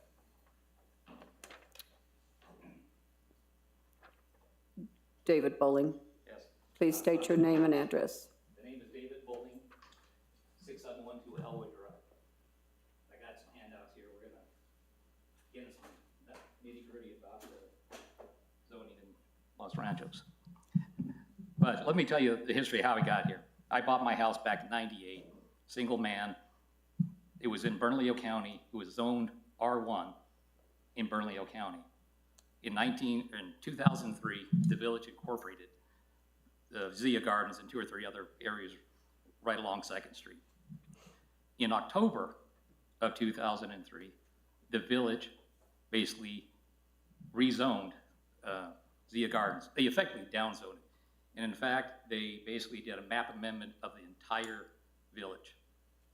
And the reason I'm here is, I originally thought I would be held to the Bernalillo County zoning when I purchased the property, because I built my dream garage on the back of it when I bought the property. And that dream garage is what brought me over the 21%, I think, for 0.41. But what's happened here is in the last 4 months, 5 months, I've since been married. The house has been pretty much my man cave. And we want to sell her house and enlarge it and make it for the 2 of us together. So we can grow old. I'm about ready to retire. She's close to retirement. Now, as Ms. Schultz said, I have a 1,600 square foot house. It's got a garage that's right up against it. 0 setback on it. I don't know when that garage was there. You can look back in Google Earth and some other things, and it was way in the 70s, way past that. And it turns out Bernalillo County had no zoning until 1973. So I think it was done way before then. But the original Bernalillo County zoning for setbacks is an aggregate of 14 feet. When I built my shop, for aggregate of 14, 6 on one side. So I put my shop on that side of it. And now I'm coming back here and saying I would like to sit there and expand my house. And I believe I should be held to the zoning I had when I bought the property. And I think in the zoning, well, let's get started. My house was built in 1943. I built the attached garage was sometime prior to the 90s when I bought the property. The property was purchased in '98, and again, it was Bernalillo County R1 when I purchased it. Annexed in 2003, rezoned, and effectively downzoned because the zoning R1, Bernalillo is less restrictive than Los Ranchos R3 on it.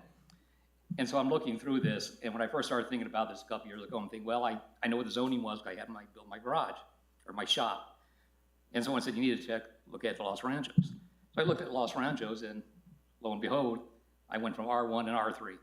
It happened in Ordinance 183, if anyone cares about that. And so I started looking around and I was like, oh, is there some grandfathering in to have an existing zoning? So I start digging through this, and it turns out there's zone 9.2.23, which is general for non-conforming uses and structures on it.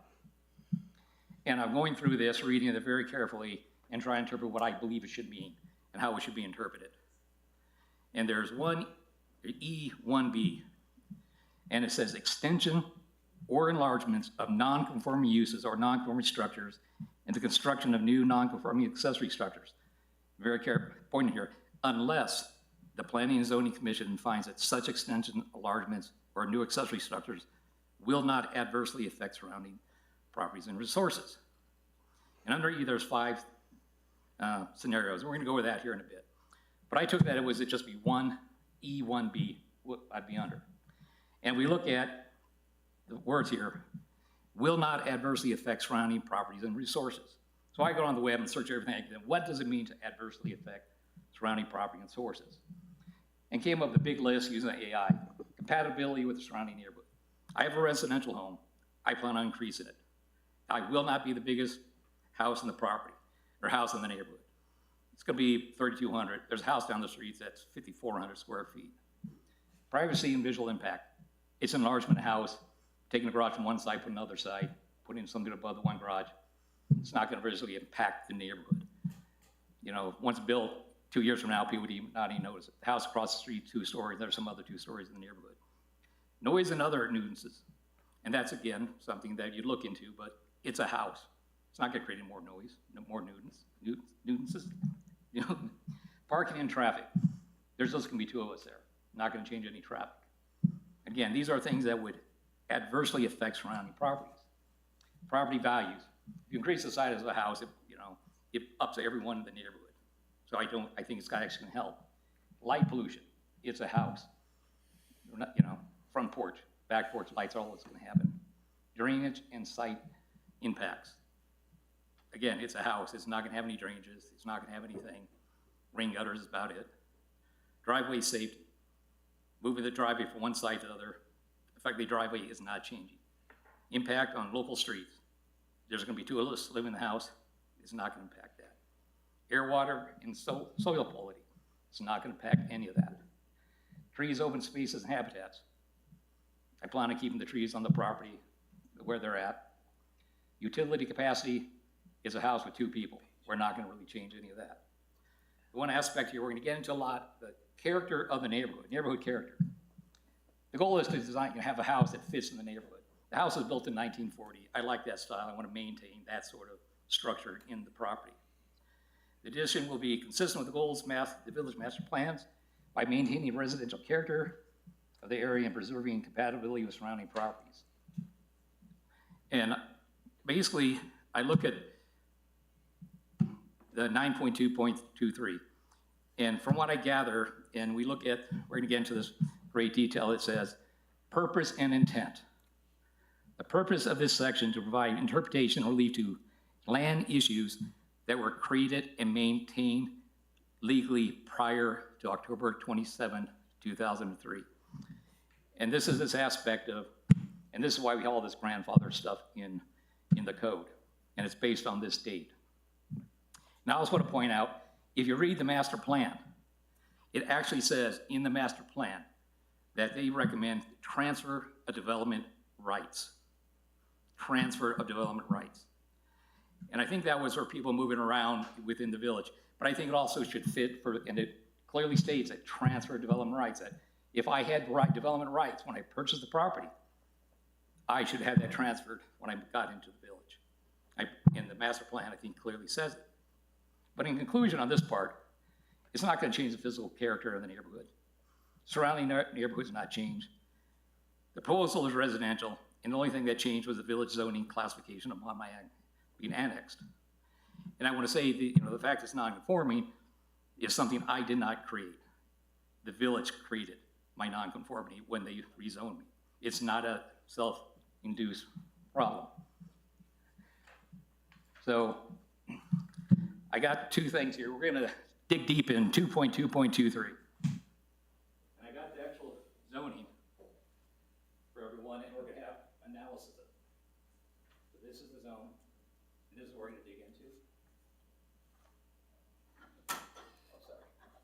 But this is natural zoning, this is kind of how I perceive it.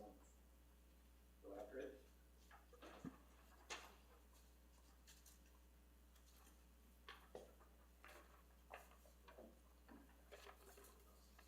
It's a hard time here, isn't it? There you go. I got it. You. Thank you. Thanks. Thank you.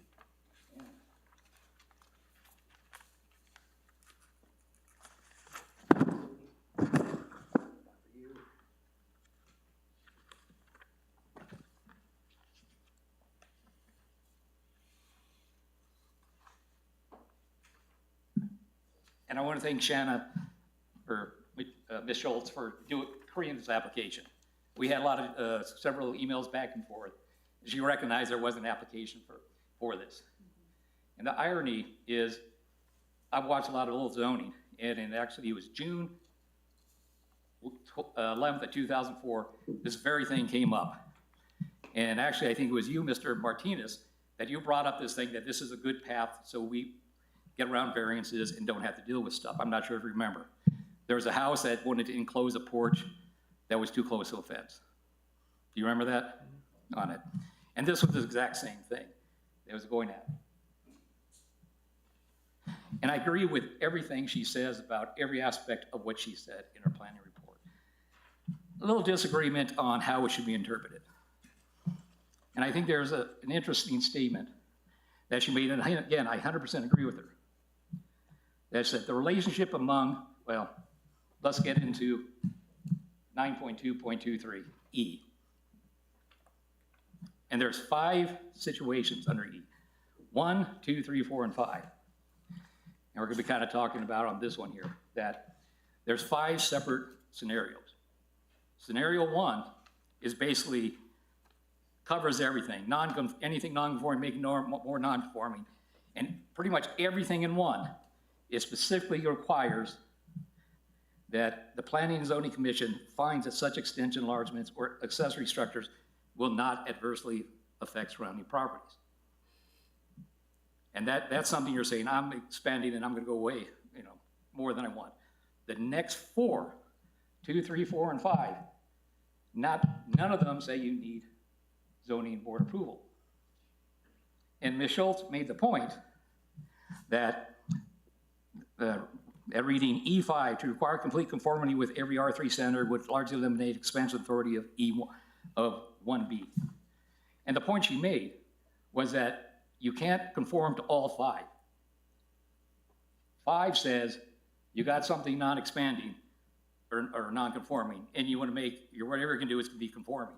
You're going to add a conforming something on the end of it, which is totally opposite of what 1 says.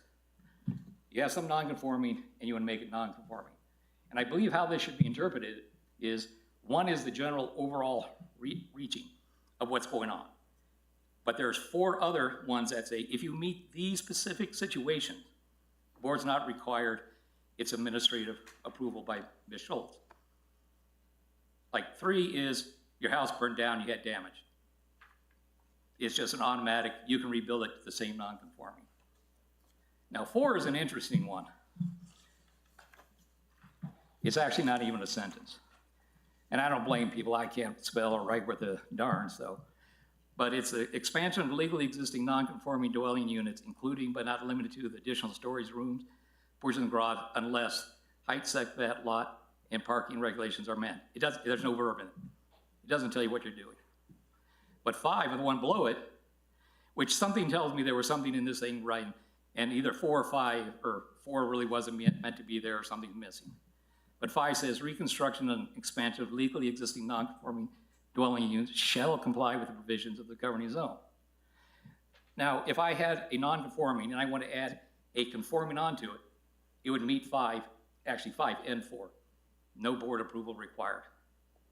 Same thing with 4. I think it was trying to say basically what 5 is. And it says height, setbacks, lot coverage, and parking regulations. That is pretty much what the gist of almost all residential zoning, because it specifically in this one says dwelling. So I think it's saying you got a dwelling, you meet the basic things, what you're putting on it is conforming. And I argue that 2, 3, 4, and 5 do not apply.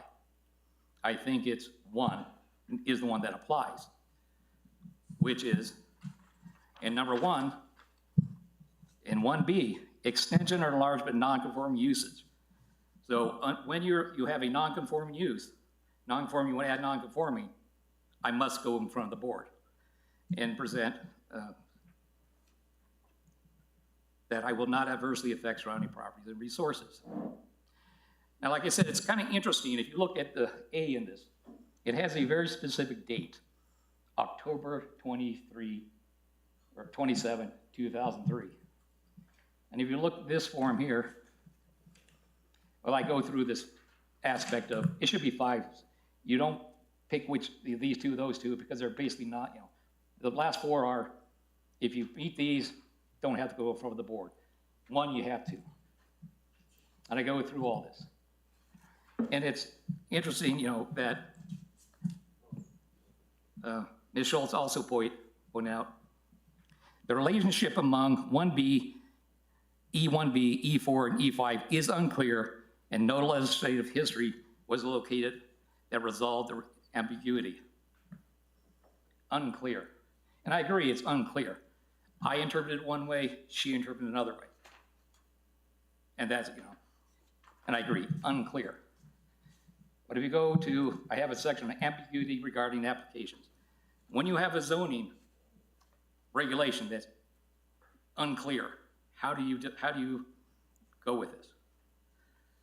And I truly, I believe in these sorts of situations. I'm no lawyer, I don't know zoning that much, but the fact is, when it's not clear, you really must go with the applicant, because the zoning body, the legislative body, can't imply something that's not there in the regulations. I don't think they can apply it. You have to go in the favor of the ambiguity that favors the application. And I talk about this in here. And I actually got a table. What was interesting, and why I think 9.2.23 is there, and why this date, October 27, 2003. In October 22nd, 2003, the Village of Los Ranchos had an ordinance 183. And it specifically says they're going to take where I live, Zia Gardens, and it says it was just previously indexed, and we're going to take it from Bernalillo County zoning to Los Ranchos R3 zoning. And that's pretty much the definition of spot zoning, down zoning, because it's more restrictive. It also states in this thing that on the very bottom, look at this page, it says, be it further ordained that the chapter 31 of the codified ordinance is hereby rescinded and replaced with, and it's the rest of this. So in this ordinance, they wiped out the entire zoning of the village and replaced it. And in fact, if you read this, it pretty much says zoning and map, revising zoning and zone map. They effectively did a map amendment of the entire village. And why is this important? And that's on the next page here. That I'm looking through this and trying to think, why did they put this ordinance here and why that specific date? When I saw the fact that this ordinance references the date 5 days after the entire zoning in the village was wiped out and replaced. And I think the village should have its own ordinance. I'm not saying it shouldn't. And I think it should do it and it should keep it, and it's, I think it's very great and it should be there. But I think the village recognized they have to stay constitutional. There was a case of Miller versus the city of Albuquerque in 1976. And if you look it up, say Miller v. City of Albuquerque 1976 will pop up. The New Mexico Supreme Court addressed zoning principles involved in rezoning the rights of property owners. This case involved a downzoning of the city of Albuquerque. Although the landlord had requested zoning of one parcel to less restrictive zone classification, the city considered rezoning both parcels and the landowner to a more restrictive. So the person had, I think, R1 and R2, and the city said, nope, we're going to downzone to US1 or something like that. This worked its way up to the New Mexico Supreme Court, and it made a ruling. And it's in the middle of this. It says, anyone seeking to rezone his property to a more restrictive zoning must show that either there was a mistake in the original zoning or that a substantial change has occurred in the character of the neighborhood since original zoning to an extent that the zoning classification upon which the property change ought to be made. Additionally, there is a desirable stability of zoning classification upon which the property owner has a right to rely. And this is where the conflict comes in on the thing. And it specifically says, we do not want it to be understood saying that the property owner has a vested right in a particular zoning. So I have no vested right in Bernalillo County R1, but it clearly states that there is a desirable stability of a zoning classification upon which this owner has a right to rely. And it clearly states that there's two reasons you can change the zoning: mistake or change in the character of the neighborhood. And a mistake is obvious, you type something wrong, but character of the neighborhood, what does that mean? To me, I think the clearest example is like 4th Street. If you go back to 1940, you drove up 4th Street in this area, it was residential agriculture. You drove down and said, this is agriculture. You drive down it now, commercial. There would be no ambiguity on this is commercial, it should be zoned. The character of the neighborhood had changed. If you drive down my street, the week before my zoning changed, and the week after, 5 years before or 5 years after, you could not tell it was changed. So the village has this problem. Yes, it should be able to have its own zoning, but it has to give relief due to the Miller versus Albuquerque. And this has been relitigated half a dozen times. And has done some nuances that certain cases said it has to be a map amendment, text amendments are okay. There was a case where they were talking about, well, it said in they said a comprehensive plan, we have a master plan. Said that doesn't count. But the point is, the village has to give relief for Miller versus Davis when they change the zoning in the whole village. And that's where 9.2.23 is. And it clearly states that there is a desirable stability of a zoning classification on which the property owner has to rely. What I'm asking for is I would like to be held to the original zoning I had, Bernalillo County R1, when I purchased the property. And I think that's clearly stated in 9.2.23 under non-conforming uses and structure, 1B, that I have that right, and that I should have that right. And I do believe each of the things under E should be thought of 5 different scenarios. Scenario one, which I'm here for, is I want to make something non-conforming. I only want to make it non-conforming to meet Bernalillo County R1. That's it. If it's any 2, 3, 4, and 5, if I met those, it'd be just administrative right through. And I believe that's how it should be viewed. And I believe the village, like I said, in the master plan, they put down transfer of development rights. It's in the master plan to do this. But there's other aspects of the master plan. It talks about aging people. I'm 63, Heather's 58. We want to live there. Her daughter's probably going to take over the house in a while. And we look at the neighborhood. We love the neighborhood. We love the valley. We ride our bicycles up and down here all the time. It's a wonderful place to be. And I don't want to say that the village should change the zoning. They should keep the zoning. And I love this discussion that we had here today. Very good. And I appreciate everything Shanna has said and offered and done in her analysis, which was great, and the going back and forth. But I do believe 9.2.3 E1B is where I fall, and I don't believe 2, 3, 4, and 5 should apply. And I do see that the reason it's here is because the New Mexico State Supreme Court, which said New Mexico is a change or mistake. And nowhere in the ordinance did it mention a change or mistake when it rezoned everything.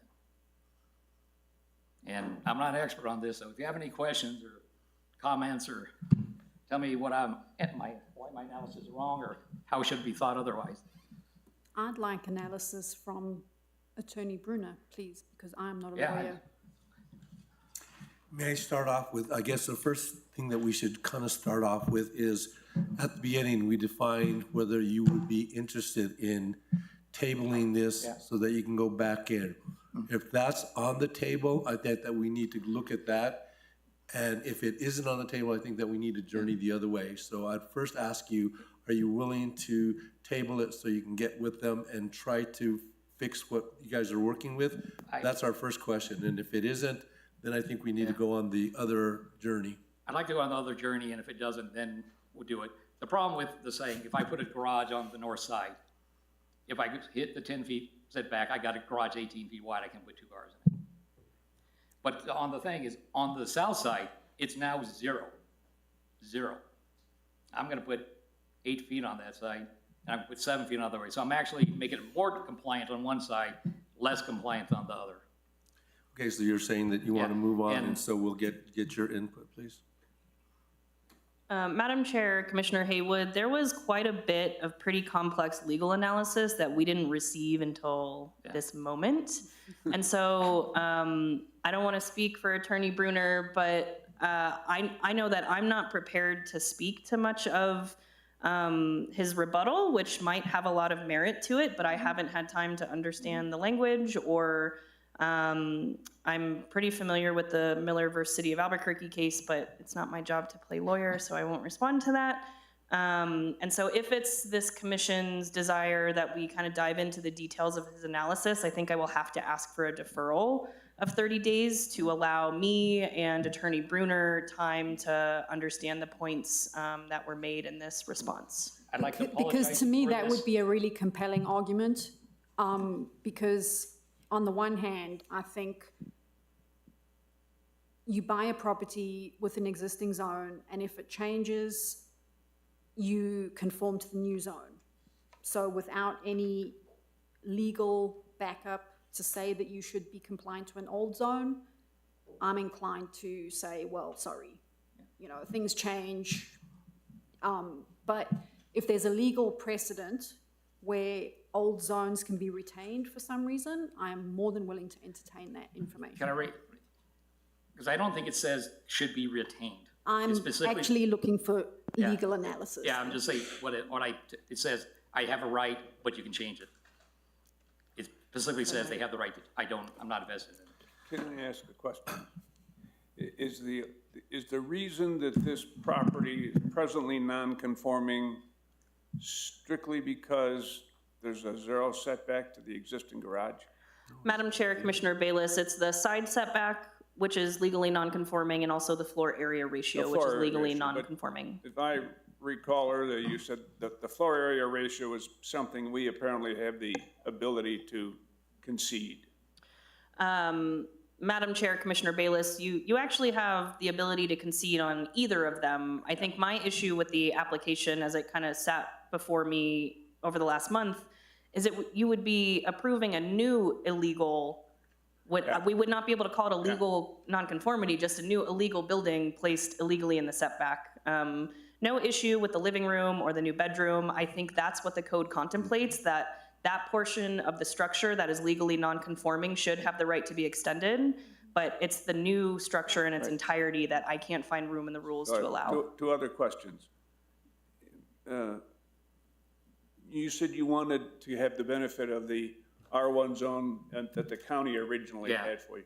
What are the setbacks in the county's R1 zone? 10, or is an aggregated of 14, 6 on one, with a minimum of 6. I'm sorry? An aggregate of 14 with a minimum of 6. Okay.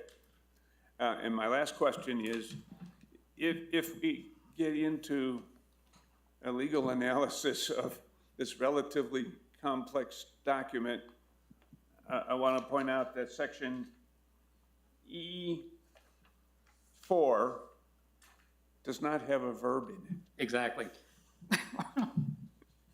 So Yeah. I don't know what it means. But that's one of the things that it looks like could be applicable to this application. And that was her exact analysis. With that being said, I think that we're all under the same understanding that we would like to, and I would like to make a motion to defer this for 30 days so that Schultz and the attorney can visit what you brought to us, which is kind of acceptable because I'm just overwhelmed and just not even knowing what the heck I heard. So I would make a motion that NC-26-01 would be deferred for 30 days so that the staff and the attorney will review the documents that you presented to us. Sounds good. Oh, and I'll initials. second. I didn't mean to jump you on this, and I wouldn't even brought it up except you pointed out E4 and E5. Madam Chair and Mr. Bowling, this is how the process works. Happy to have the back and forth as we need to have it, so no worries at all. Thank you, though. The floor is closed now for comment. So we had a first by Commissioner Martinez and a second by Commissioner Hayward. So we'll have a roll call vote for deferral for 1 month on NC 2601. Commissioner Bayless, Yes for deferral. Commissioner Chivington, Yes. Commissioner Duran, Yes. Commissioner Haywood, Yes. Commissioner Martinez, Yes. Commissioner Talia Pietra, yes. The motion carries unanimously. Let the record show the public hearing on the item NC 2601 is formally closed. Thank you. Next item is BB 2602. M. Magda Martinez Baca requested bed and breakfast permit for the property located at 813 El Pueblo Road Northwest. The following will apply to this item of business. The Planning and Zoning Department has deemed this matter to be a quasi-judicial proceeding, which means that certain individual processes and protections are required. One of these protections ensures the adherence of due process, including but not limited to full disclosure at this time by any member of the commission of any real or potential conflict of interest associated with this matter or engagement in any ex parte communication regarding this item. Commissioner Bayless, do you have any conflict of interest in this matter? No. Have you engaged in any ex parte communication regarding this item? No. Commissioner Chivington, do you have a conflict of interest in this matter? I do not. Have you engaged in any ex parte communication regarding this item? I have not. Commissioner Duran, do you have a conflict of interest in this matter? No. Have you engaged in any ex parte communication regarding this item? No. Commissioner Haywood, do you have a conflict of interest in this matter? No. Have you engaged in any ex parte communication regarding this item? No. Commissioner Martinez, do you have a conflict of interest in this matter? No. Have you engaged in any ex parte communication regarding this item? No. You were just waiting, weren't you? Commissioner Talia Pietra, do you have a conflict of interest in this matter? No. Have you engaged in any ex parte communication regarding this matter or this item? No. Director Schultz, may we please have the planning report? Madam Chair, this is a request for a bed and breakfast permit located at 813 El Pueblo Road. This is for an existing bed and breakfast. The village has recently undergone code enforcement effort in which we have procured software that tells us where bed and breakfasts are in the village. We pay a company who essentially trawls the short-term rental websites, and they report back to us on what those addresses are. And then we cross-reference those to see if we have a bed and breakfast permit. And if we don't, you get a friendly letter from us. This is the process that this property went under, is they got an enforcement letter from us stating that they needed a bed and breakfast permit for a B&B that is already in operation. Section 9.2.25E1 establishes the rules and regulation for bed and breakfast permits in the village. There's kind of a long list of criteria that the applicant has to prove they can meet to be awarded a bed and breakfast permit. I've kind of listed those out, numbers 1 through 13. In the staff reports, staff has found that per the documentation submitted by the applicant, all of those conditions have been met. And so that staff is recommending approval of the bed and breakfast permit. There has been public comment received. You'll see some of that in your packet. I believe you'll hear some public comment tonight with concern over the bed and breakfast, introducing commercial activity into a quiet residential area. There's kind of two main points. That's, I think, the first one. And I would maybe argue that the village has these particular operating requirements in place to diminish the impact of that commercial activity, including occupancy requirements, hours of operation, prohibitions on parties and events. requiring the operator to live on site, et cetera. Those are protections in the code that help protect against the kind of commercial nature that some short-term rentals can impose on a neighborhood. The other point that public commenters made in their written analysis and perhaps in their verbal testimony is that there are covenants in this neighborhood that do not allow for commercial activity. The village does not and cannot enforce private covenants. What we are beholden to and what you are beholden to considering is the requirements of the zoning code. And so if the request checks all the boxes for what the zoning requires, the government does have an obligation to say yes to that request. If the private covenants do not allow for commercial activity, that is a civil dispute between that HOA or that organization and the property owner, in which the village is not a party to. And so I just want to make it clear that we can't take into consideration any prohibitions or restrictions that covenants have on this property related to commercial enterprises. We are really just beholden to the zoning code. With that, I will stand for any questions, and Ms. Martinez-Baca is in the audience to speak as the applicant. Are there any questions for? Did you get, or we're talking about an HOA, and I think the important part about it is that an active HOA, number one, and are they present to represent their pros and cons to the HOA in this particular property?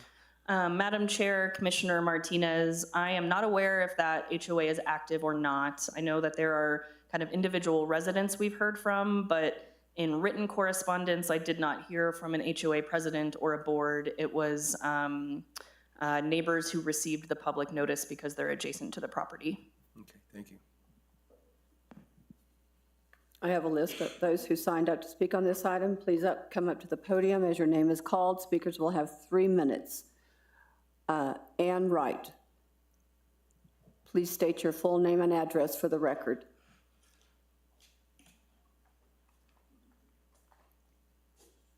My name is Ann Wright, 807 El Pueblo Northwest. So I am a neighbor on this street. El Pueblo is it's a private lane. It's a dead-end road. This property is at the end of the street. I would like to request a deferral of this hearing. None of my neighbors or I have had any even awareness that there was a planning report. We would like to have more time to go over the conditions for the request for this permit. There is a public notice posted on the gate of the property. I didn't even know that was there until today when I drove down to look at it, because none of the neighbors go by this property. It's at the end of the road, so none of us go by the property to even see the public notice. We're interested in trying to cooperate with the village and do what is right and appropriate in this situation. But we've all lived there a long time. We have all signed off on these covenants, and the covenants are designed to protect the property and to protect the property as a residential and rural area. And we would like to continue that protection. So I would like to request a deferral so that we can discuss these issues more in depth and with more knowledge. Thank you. Okay, thank you. Magda Martinez-Baca. Madam Chair, that is the applicant. If there are any other folks who aren't Magda on the list, you should call them first. Oh, Marcia Leatherwood. Sorry. Marcia Leatherwood, 1007 El Pueblo Road. Put the mic closer to your mouth, or come closer to the mic. Or There you go. Thank you. Thank you. So I share a property line with the property under discussion, and I signed up to speak because I was concerned about what was going on. And I did receive the application subsequent to signing up.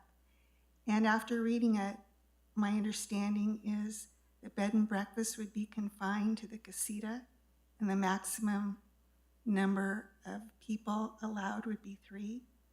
And I don't really have any objection to that now that I've read it, but I do understand the concerns of the people that do live on that road, and I do think they probably didn't have a lot of time to investigate it and get together and talk. But personally, I don't have an objection, but I wanted to come and hear the discussion, and also I wanted to come to thank the village for something. My husband and I have lived on El Pueblo for 35 years, and I would like to thank the village for putting a stop sign at the corner of El Pueblo and Guadalupe.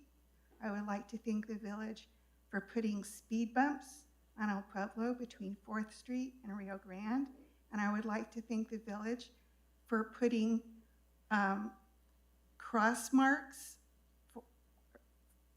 on the acequias. I always call them irrigation ditches. I always get it wrong. Acequia. So anyway, you put the crosswalks on the 2 acequias that cross El Pueblo, and it's made a huge difference, and it very much appreciated. So thank you. I didn't know I was going to have to wait this long to thank you, but anyway, thank you very much. Thank you. Magda Martinez Baca. Thank you. Good evening, Chair and members of the Planning and Zoning Commission. Your name and address, please. Sure. Magda Martinez Baca, 813 El Pueblo Road, Northwest, Los Ranchos. Thank you. Thank you for the time to hear our request this evening. My husband and I respectfully ask that the commission approve our application to operate a short-term rental in the casita located on our property.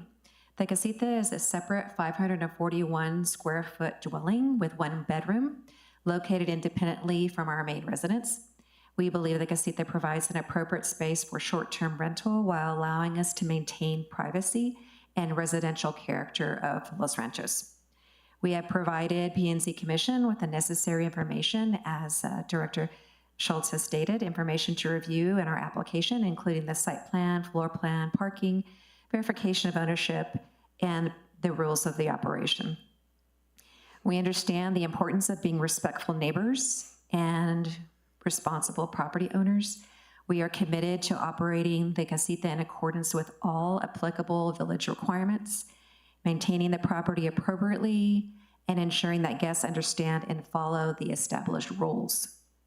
We sincerely appreciate the Commission's consideration of our application and respectfully request your approval. We're happy to answer any questions that you may have. Thank you. Ma'am, I have a question. In the material that you submitted to the village, there was an aerial photograph of your property, and I see that the casita and the parking areas are what I don't see on the photos. Where is El Pueblo Road? How do you access your property? You sometimes can't use GPS, but you, as our neighbor Ann was describing, it's down a dirt road off of El Pueblo. So the way I would describe it, and my husband probably has better directions, but it's at the address 709, and mailboxes, there's a dirt road.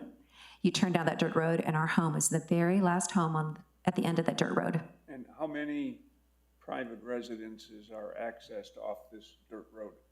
Good question. I believe 4. Is Ann, no, did she leave? I think it's 4. It may be 5, but. Is that road a private road? Yes. Do you have an easement over it? Who owns the road? The owners, the property owners. Yeah, we had to pay to get it re-gravel a couple of years ago. Right. But I mean, is that road an easement over everybody's lot? Like, It's a road, there's houses, there's a road and there's houses to the left of the road. And then there's a piece of dirt that the road sits on. Who owns that dirt? My understanding is the 4 or 5 houses that are on that road. Okay, so it would Yes. be easements across portions of each of the lots to get to your place. Yes, yes. I didn't understand your question, sorry. All right. The only other thing I have is a comment, and that is, as the village administrator zoning administrator pointed out, we don't have the right nor the ability to enforce private covenants. The fact that if we approved this thing, it would not void those covenants in any way. It doesn't mean that you couldn't be sued by a neighbor who didn't want this commercial activity. And it doesn't mean that our approval would have any effect of allowing an activity that's prohibited by the covenants to be conducted. There is not an active HOA or covenants Well, it's probably not an HOA, it's probably just covenants. or covenants, right? Right. And covenants can be enforced by any property owner who's subject to those covenants, which means you could be sued by a neighbor who was unhappy, and our action in approving it or disapproving it would have no effect on that. Just make sure you understand that. Okay, thank you. So before we moved in there, I checked, and this was the only property that they did not sign off on the HOA or the covenants. So some of the other neighbors, they all signed off on it, but this property owner before us never signed it. So I went to the county and looked it up before we got there. Well, because our neighbor was trying to enforce stuff on us, and she said she was, she was the president or whatever. And I went to the county, and there was nothing. I don't know what people signed off or didn't sign off on. If covenants existed, if there are covenants and if they affect your property, I just want you to understand our activity would have no effect on the enforceability of any covenants that might exist. Okay? Are there any other questions for the applicant from the commission? The floor is now closed for comments. Is there a motion to approve or deny BB 2602, a request by M. Magda Martinez Baca for a bed and breakfast permit for the property located at 813 El Pueblo Road Northwest? Can I ask a question of the administrator? I know that fire departments have regulations about access on private roads and commercial activity and stuff like that. Do we know whether there would be any county fire regulation that would not allow commercial activity at the dead end of a dirt road? Madam Chair, Commissioner Bayless, not to my knowledge, no. Okay. And my understanding is the county has been treating short-term rentals as residential uses, not commercial uses. Okay. I'm looking for a motion. I make a motion to approve BB-26-02. Second the motion. Motion was first by Commissioner Martinez, second by Commissioner Chivington. Need a roll call vote.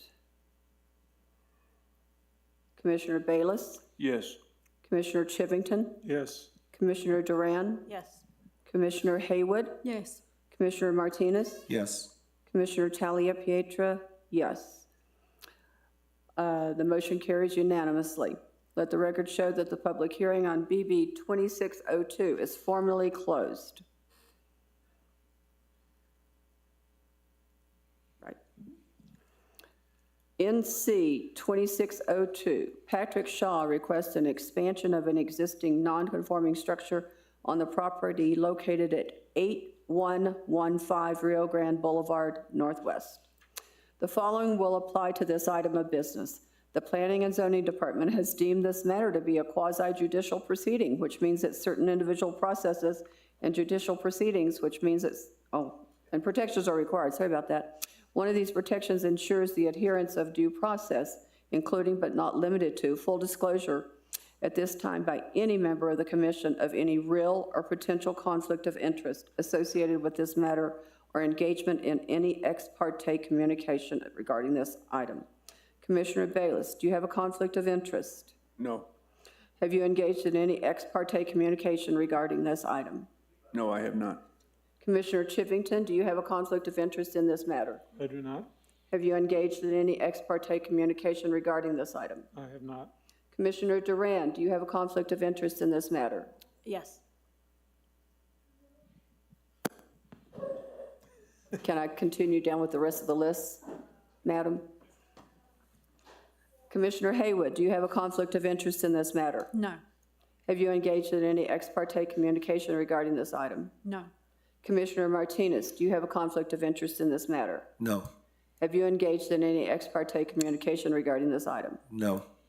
Commissioner Talia Pietra, do you have a conflict of interest in this matter? No. Have you engaged in any ex parte communication regarding this item? No. And we have to wait for Commissioner Schultz to come back. Or Director Schultz. You've been a busy girl tonight. Director Schultz, may we please have the planning report? Madam Chair, this is the second request tonight related to the expansion of a non-conforming structure for a property located at 8115 Rio Grande Boulevard Northwest. There is currently a non-conforming structure that is located within a side setback. There's a required 15-foot setback that this structure currently violates. The documentation provided by the applicant does appear to show that it is legally non-conforming, so that structure existed before the rules came into place that dictated that 15-foot setback. So what's before you this evening is to determine, much like the previous request, that was this non-conforming structure legally established? Does the proposal comply with the other provisions in the zoning district? Would it adversely affect surrounding properties? I'm gonna pull up an image so that we can all be talking about the same thing.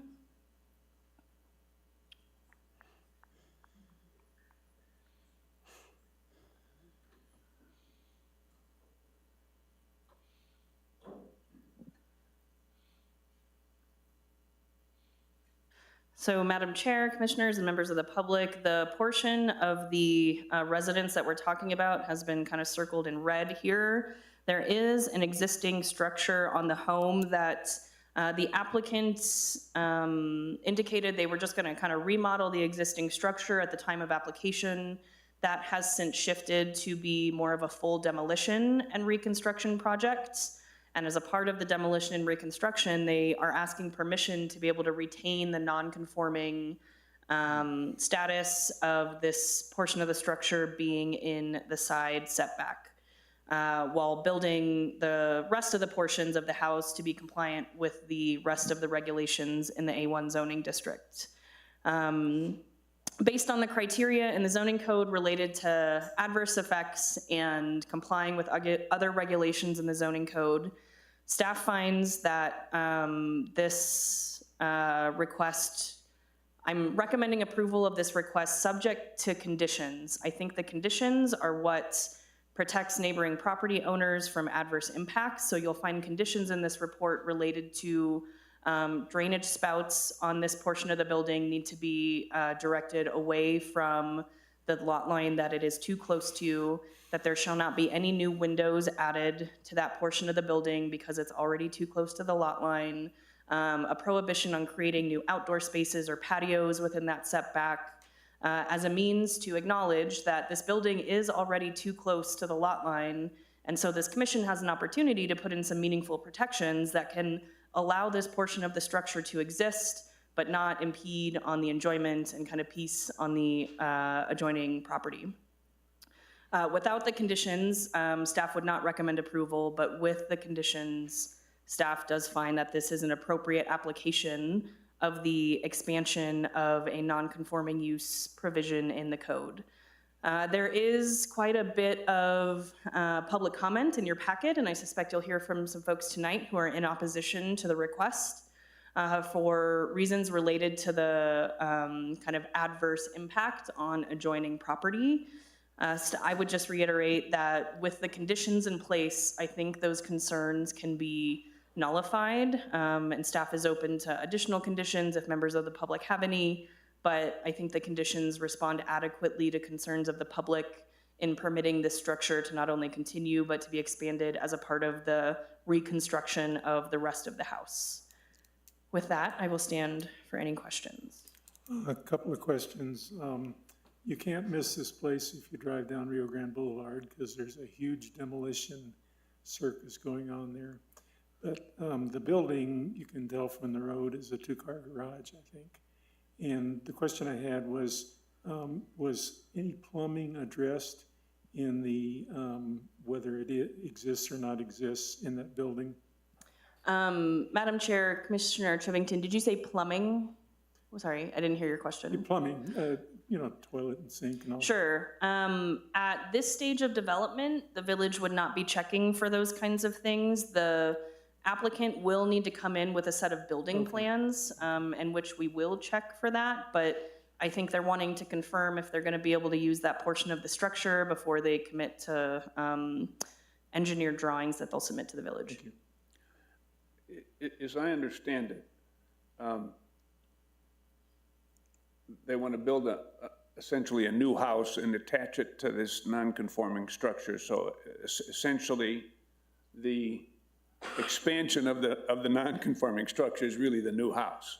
And since it's attached, the whole new house becomes non-conforming by 1.5 feet. If there was no connection between the new house and the structure, if they left a little opening and they had to walk across an open breezeway or something, then it wouldn't be an expansion because that existing structure is there and they can use it because it was legal when it came into the village.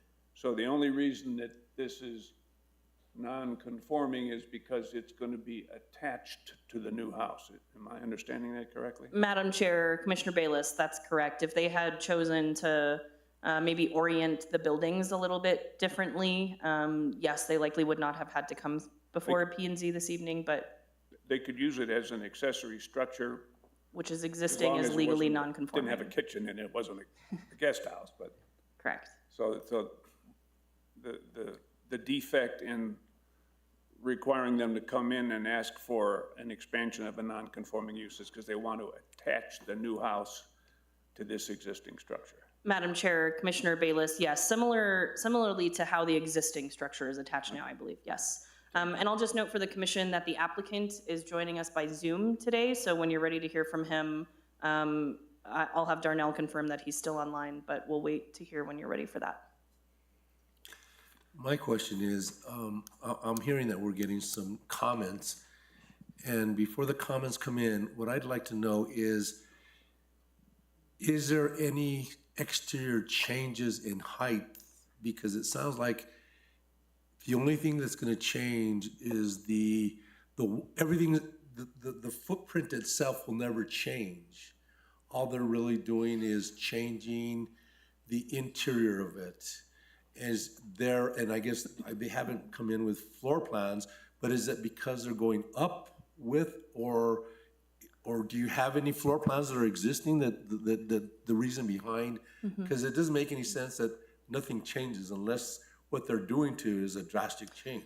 Madam Chair, Commissioner Martinez, my understanding is that the space now is a garage and it's intended to be remodeled, kind of rebuilt into actual living quarters, whether, I'm not sure if it's a living room or a living space, but a space that is more occupied with human activity.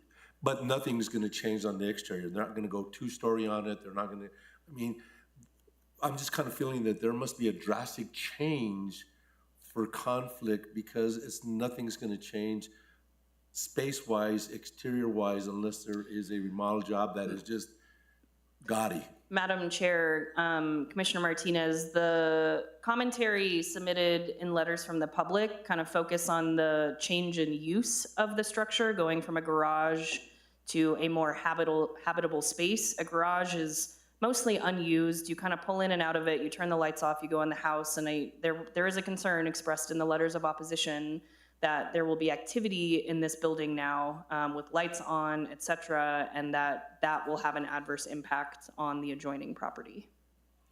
So my question over here is I'm kind of backwards, but how can that be a garage where there's not even a doorway to get into it unless you go around the whole area and come in on this backside? Is that what it is?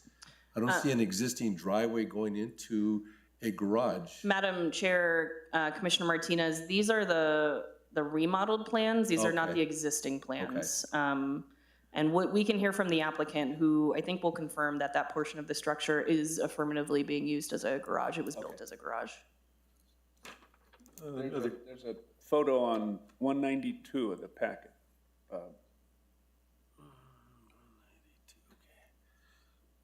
Are there any more questions? Yeah, I have another question Okay. following up. So did you say, well, I'll let you finish what you're doing.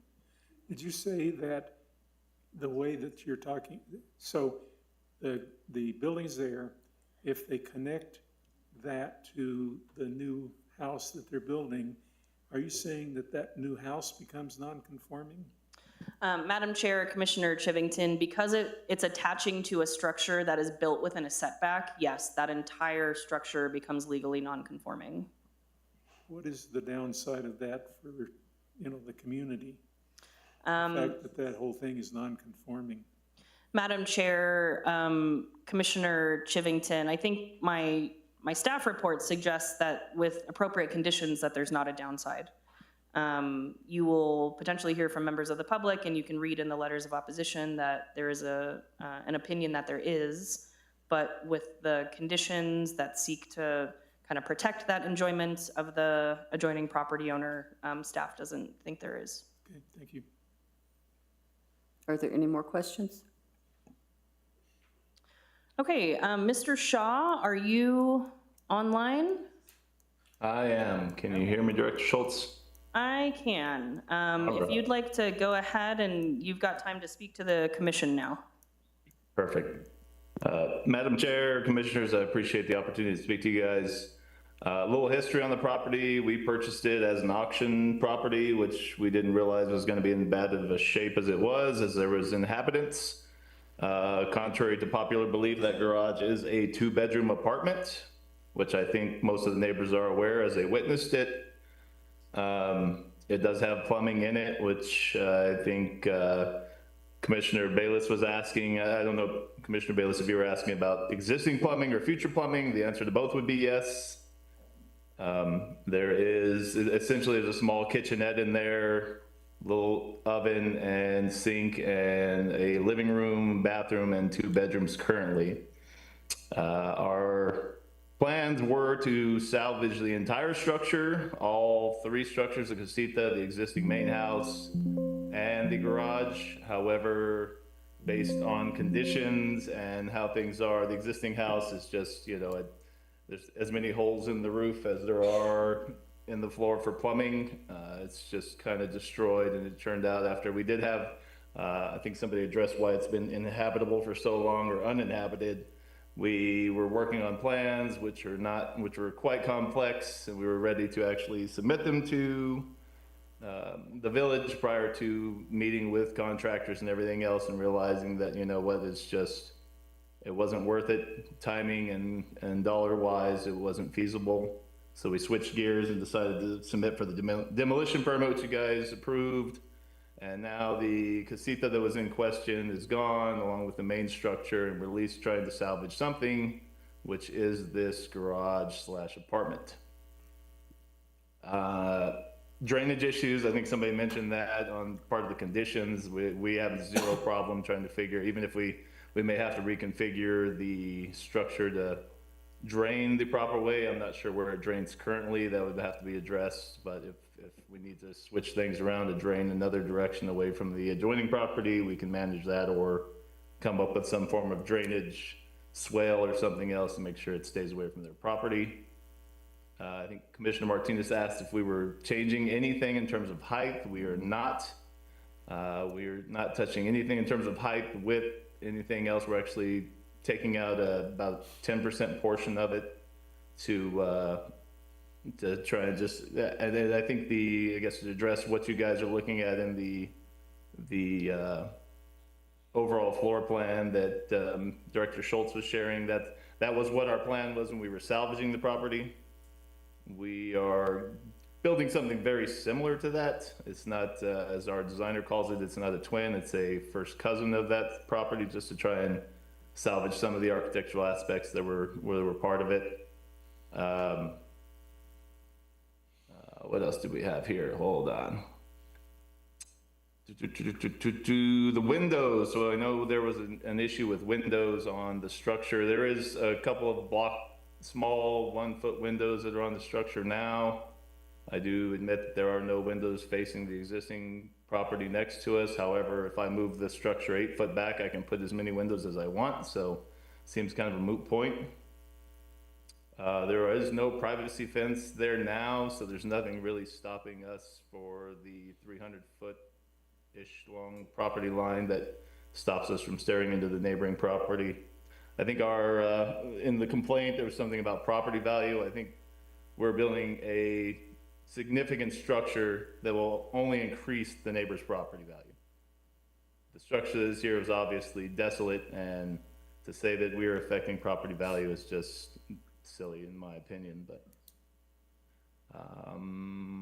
and I think Commissioner Bayless also addressed why did we not kind of separate the house at the end of the day to accomplish what we wanted to do. It's part of building this and building that section is for my brother who has ALS and he is immobile and trying to move through, and that's the reason why we made the decision not to move forward with the remodel, and we want to demolish and reconstruct to try and save time for what little time I have left with my brother. So he is immobile, and we're trying to make things as ADA accessible as possible. So that was the purpose of trying to keep that and attaching it to the house. So I would stand for any questions you guys have.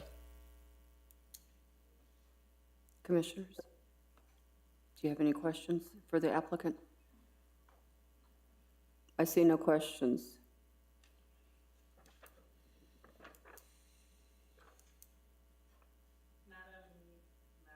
Madam Chair, are there members of the public signed up to speak?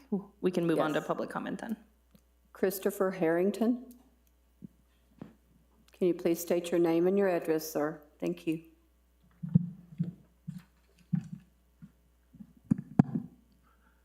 Good evening, Madam Chair and Commissioners. My name is Christopher Harrington, and I reside at 8105 Rio Grande Boulevard, Northwest. My family has resided there since 1984, since I was 18, and I'm now 61, so we've been there quite a long time. I'm the sole owner of the property. I've been an attorney for 32 years and a licensed real estate broker for 22 years. My home business is licensed here in the village. I tell you that because I think my opinion does matter in regards to the property, in regards to the value.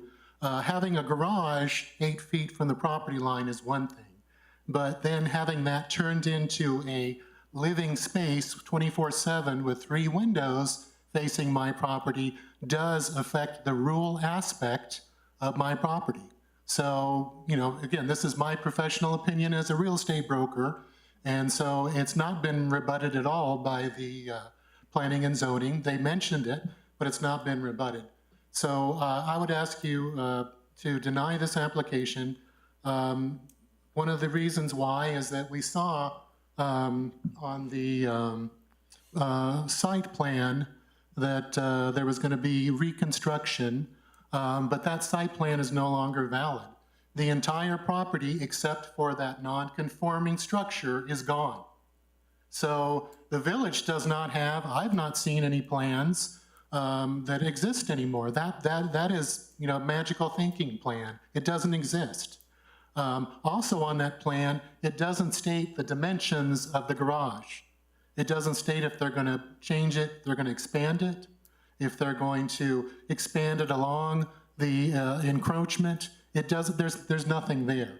So the application is incomplete, so I'd ask you to deny it on that basis.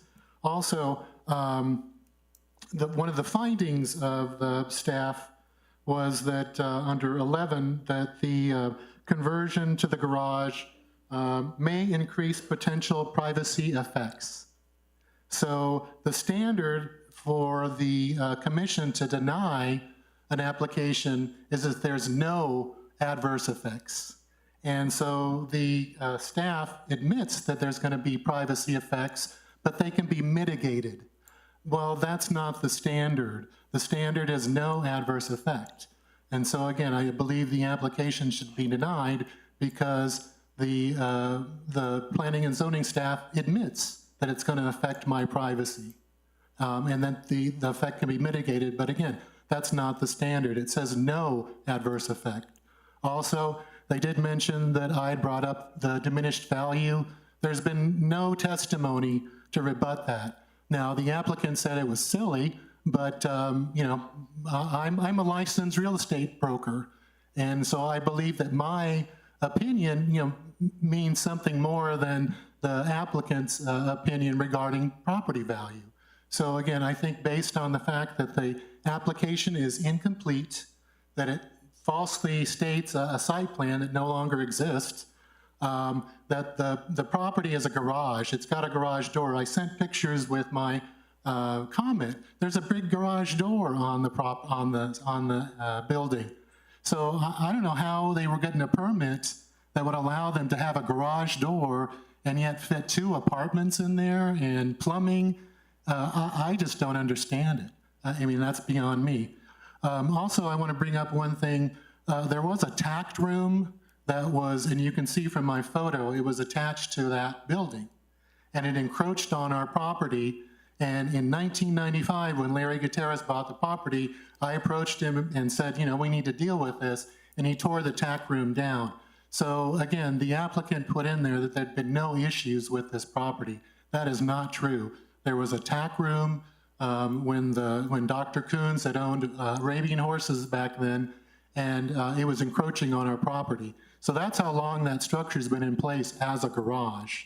And again, I think, based on the fact that the staff has found that there's adverse effect on my property, and it can be mitigated, okay, but again, that's not the standard. The standard is that the commission has to find no adverse effect.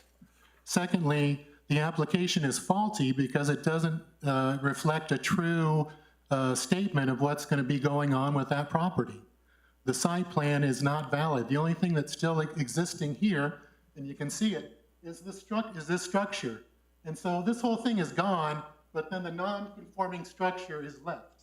That doesn't make any sense. The speaker's time has expired. So I would just say again, because of all these reasons, I would ask that you deny this application. Thank you. There was no one else signed up on the list. Would anyone else like to say anything from the audience? Darnell, do you have anyone? I have a question for Shauna. Mr. Christopher said that the application's incomplete because it doesn't show how they propose to expand this non-conforming use. Originally, as I understood what Mr. Shaw said, they were going to try and remodel the existing residence and attach it to this structure. And now they're going to essentially want to tear down everything and build a new structure attached to this structure. It seems to me that if we're going to approve an expansion of a non-conforming use, we need to know what that expansion is. The other non-conforming use that came before us tonight had floor plans of what they proposed to build. I don't think we have any floor plans of what they proposed to build. Madam Chair, Commissioner Bayless, I'll ask Mr. Shaw. Mr. Shaw, can you confirm for me that the image that is on the screen is not what you will be building? That is correct, Director Schultz. Okay, then Madam Chair, Commissioner Bayless, yes, the commission does not have kind of updated imagery or a site plan to understand the extent of the expansion of nonconformity.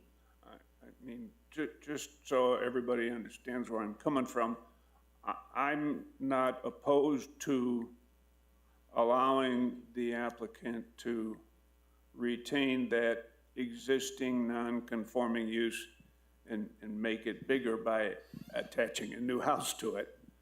But I think Mr. Harrington is technically correct. If he wants to expand that use, he's got to tell us how he's going to expand it. And without knowing that, I think we need to know that before we approve it. Madam Chair, Commissioner Bayless, I think that's very reasonable.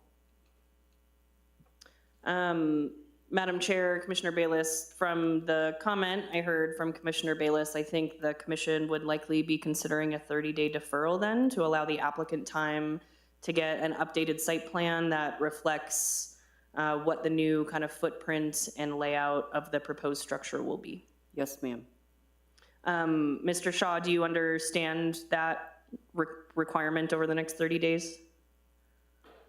I do, and just to explain to the commission, this kind of just happened recently, so when obviously we have to submit in time to make the meeting, so in that time frame, honestly, is when we decided to demolish this house and get things going, so unfortunately, we wanted to make sure, and part of that reason is if this was not going to be approved while our demolition crews were on site, we would like to know that, so we're not remobilizing to demolish this structure if we weren't confident that things could be moved forward, but I think we have enough knowledge to do what we need to do, so we appreciate your time.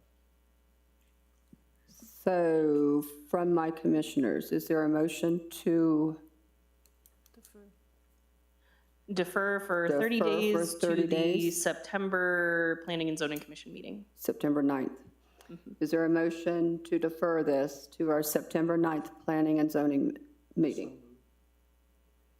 Okay, motion was made by Commissioner Chivington. Is there a second? I'll second. Second by Claire Haywood. Roll call vote. Commissioner Bayless? Yes.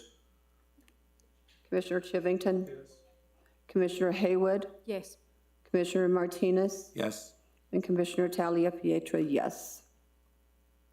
The motion carries unanimous, the motion carries unanimously. Okay, thank you. Let the record show that the public hearing on NC 2602 is formally closed.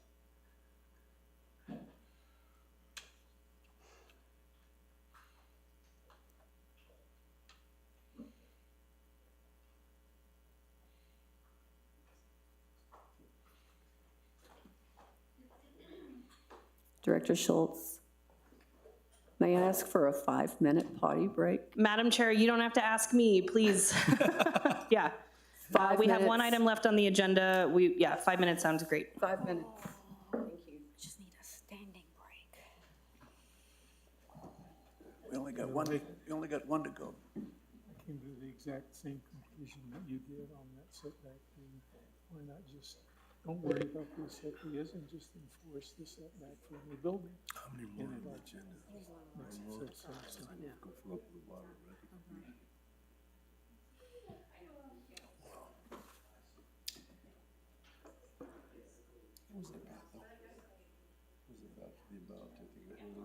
A lot of them got deferred. Yeah. I thought we'd be here a lot longer. Yeah, that's nice. That's a journey. I need a break. You know you don't. Get back with her. Sit down. I'm glad we have an attorney on board. Right?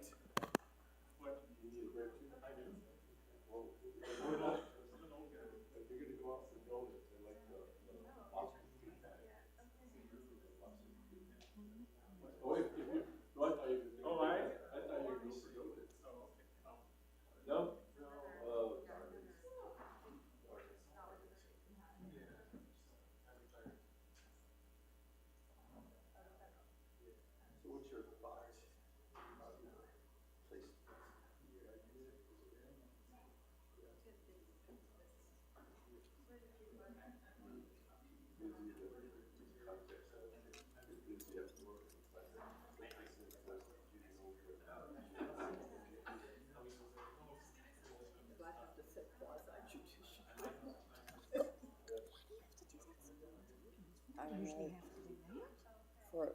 So all of these are quasi-judicial. We have done it once or twice.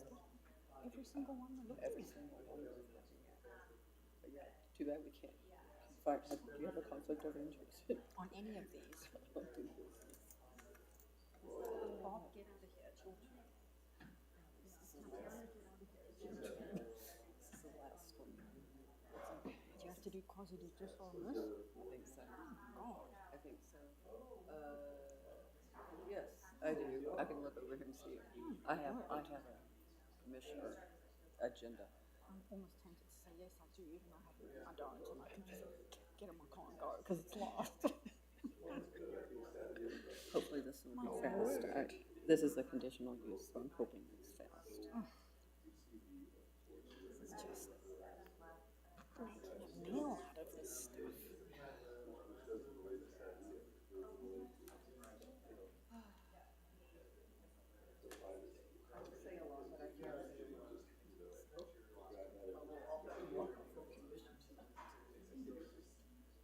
So, both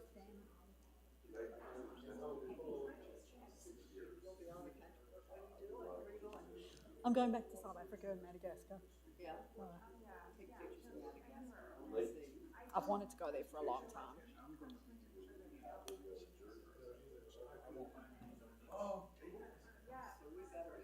I was about to say. Yeah, Mary will be back.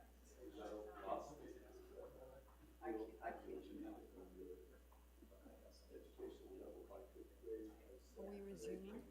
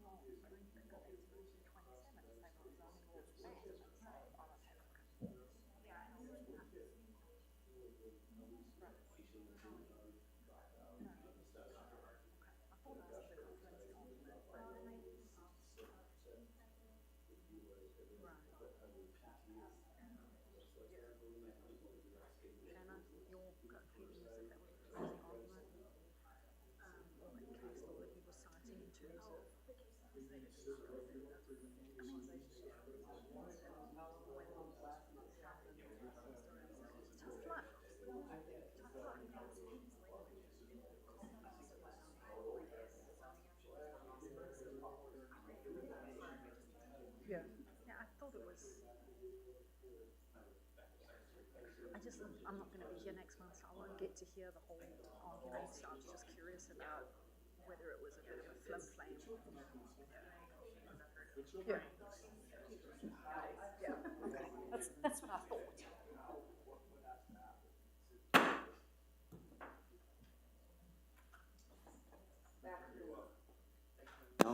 Back to the meeting. CU 2605, John Moser requests a conditional use permit to allow a guest house on the property located at 415 Pueblo Solano Road Northwest. The following will apply to this item of business. Again, how many of these are going to read tonight, Shanna? The Planning and Zoning Department has deemed this matter to be a quasi-judicial proceeding, which means that certain individual processes and protections are required. One of these protections ensures the adherence of due process, included but not limited to full disclosure at this time by any member of the commission of any real or potential conflict of interest associated with this matter or engagement in any ex parte communication. Commissioner Bayless, do you have a conflict of interest in this matter? No. Have you engaged in any ex parte communication regarding this matter? I have not. Commissioner Chivington, do you have a conflict of interest in this matter? Have you engaged in any ex parte communication regarding this item? I am not. Commissioner Durand, do you have a conflict of interest in this matter? No. Have you engaged in any ex parte communication regarding this item? No. Commissioner Haywood, do you have a conflict of interest in this matter? No. Have you engaged in any ex parte communication regarding this matter? No. Commissioner Martinez, do you have a conflict of interest in this matter? No. Have you engaged in any ex parte communication regarding this item? No. Commissioner Talia Pietra, do you have a conflict of interest in this matter? No. Have you engaged in any ex parte communication regarding this item? No. Director Schultz, may we please have the planning report? Thank you, Madam Chair, Commissioners, and members of the public. This is a request for a guest house at 415 Pueblo Solano Road Northwest. This is a request for an attached guest house that would be located in the rear of the property in which there is already a primary residence and an accessory metal building. The proposed single-story guest house contains approximately 981 square feet per the submitted plans, which I'll pull up in a moment once I'm done with my overview. The plans show a bathroom, a bedroom, a living area, a kitchen, and a dining area. Pursuant to section 9.2.7 C5, there are several criteria in which an applicant must demonstrate for a conditional use for a guest house to be approved. Those are listed numbers 1 through 7. That's beginning on page 217 of the staff report. Some of the major ones are that the guest house can't be larger than 1,000 square feet. The use as a guest house can't be injurious to adjacent property. It has to be consistent with the village master plan.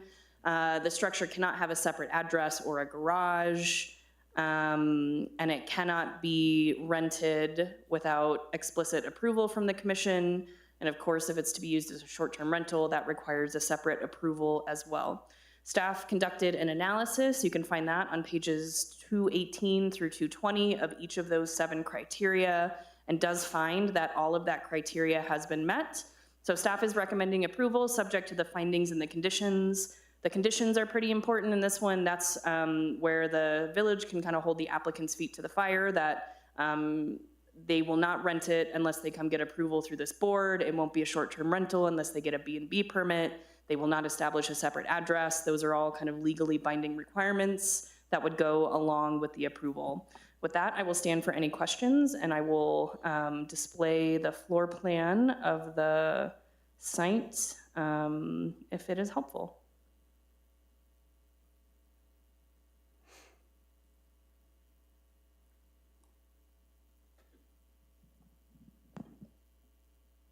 Are there any questions for Director Schultz from the commission? No. There are none. So I have a list of those who have signed up to speak on this item. Please come up to the podium as your name is called. Speakers will have 3 minutes. Cassandra Matoya, please state your full name and address. Thank you. Hello, thank you for having me. My name is Cassandra Montoya, and I'm a resident at 517 Pueblo Solano, and I'm in here to speak in favor of John Moser. I'm a lifetime resident of Los Ranchos. I grew up walking the acequias, and I obviously love being here because I'm still here.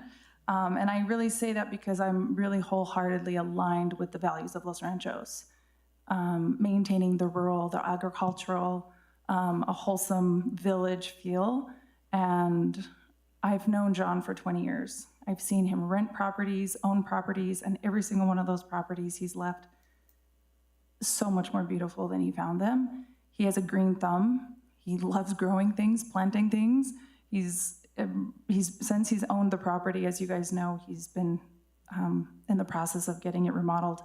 But he's been running the acequias any chance he can get. And has a whole landscaping plan as well. I really am fully confident that he's gonna elevate the aesthetic of that property from where it has been for I don't know how long. It's gonna be beautiful, not just for him, but for the neighborhood. And in addition, I think the guest house, he's got aging parents. And I think that having multi-generational homes in the village is beautiful, and I would like to have more of those. We have another one up on Pueblo Solano.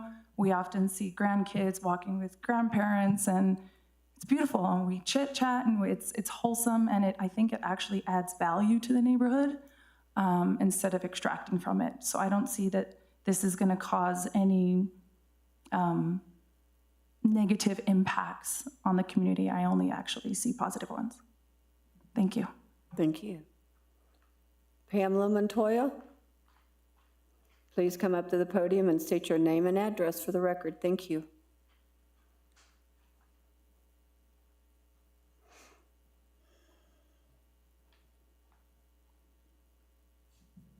Hi, Pamela Montoya, 8831 4th Street Northwest. and I totally agree with what she said, like ditto.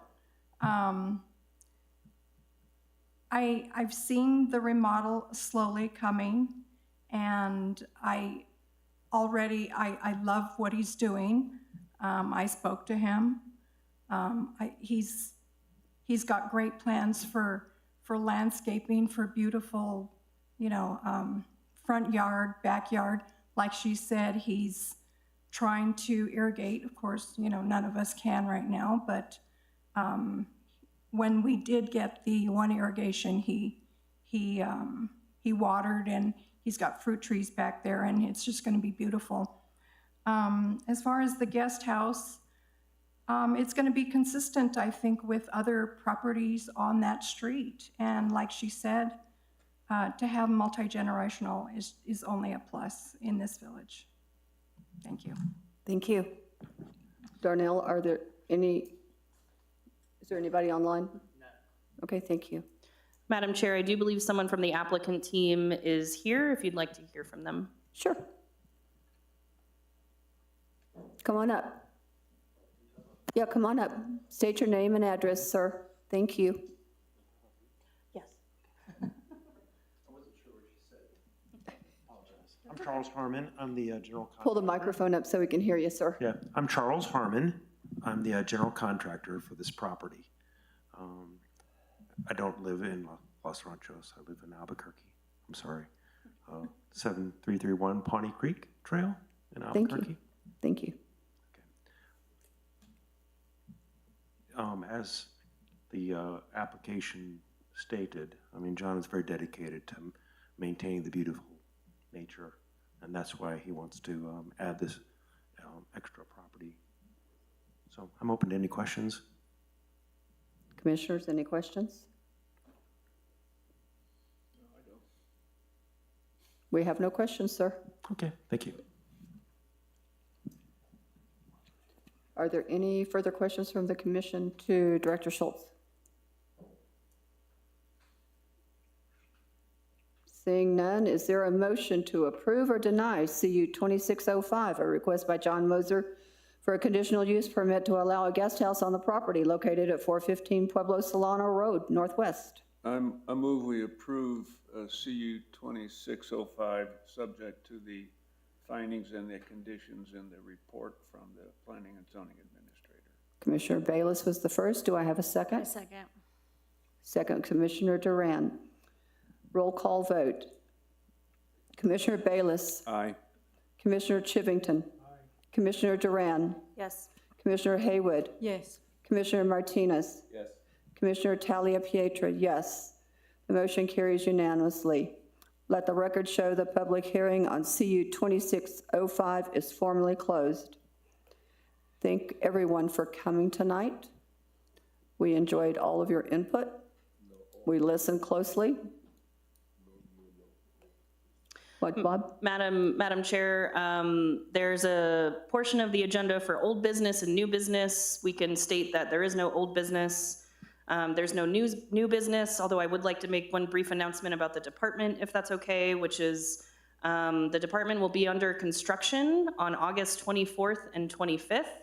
If anyone has spent time in the Planning and Zoning Department, it looks a little bit like a kindergarten classroom, and we are looking to formalize our space with cubicles and like real furniture, and so we're upgrading. That's going to be a 2-day install, so the department will be closed to the public on Monday, August 24th, and Tuesday, August 25th, all day. Wednesday, August 26th, we will be closed 8 to noon, and then back open to the public.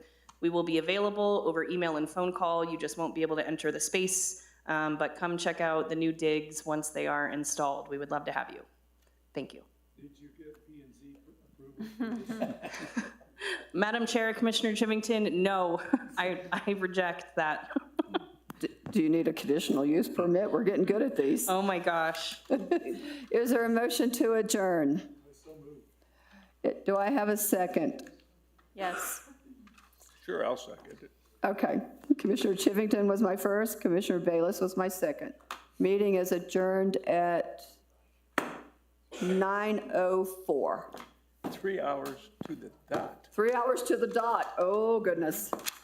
Well, that's a lot of stuff. Oh, my God. Hair, boy, I tell you what, boy, I tell you what. Oh, yes. Thank you very much. Can we go home? I think it's interesting. I think what we did was right, but it's gonna be interesting how. My voice is hoarse. Well, after having to read all those conflict of interest things. Almost everything.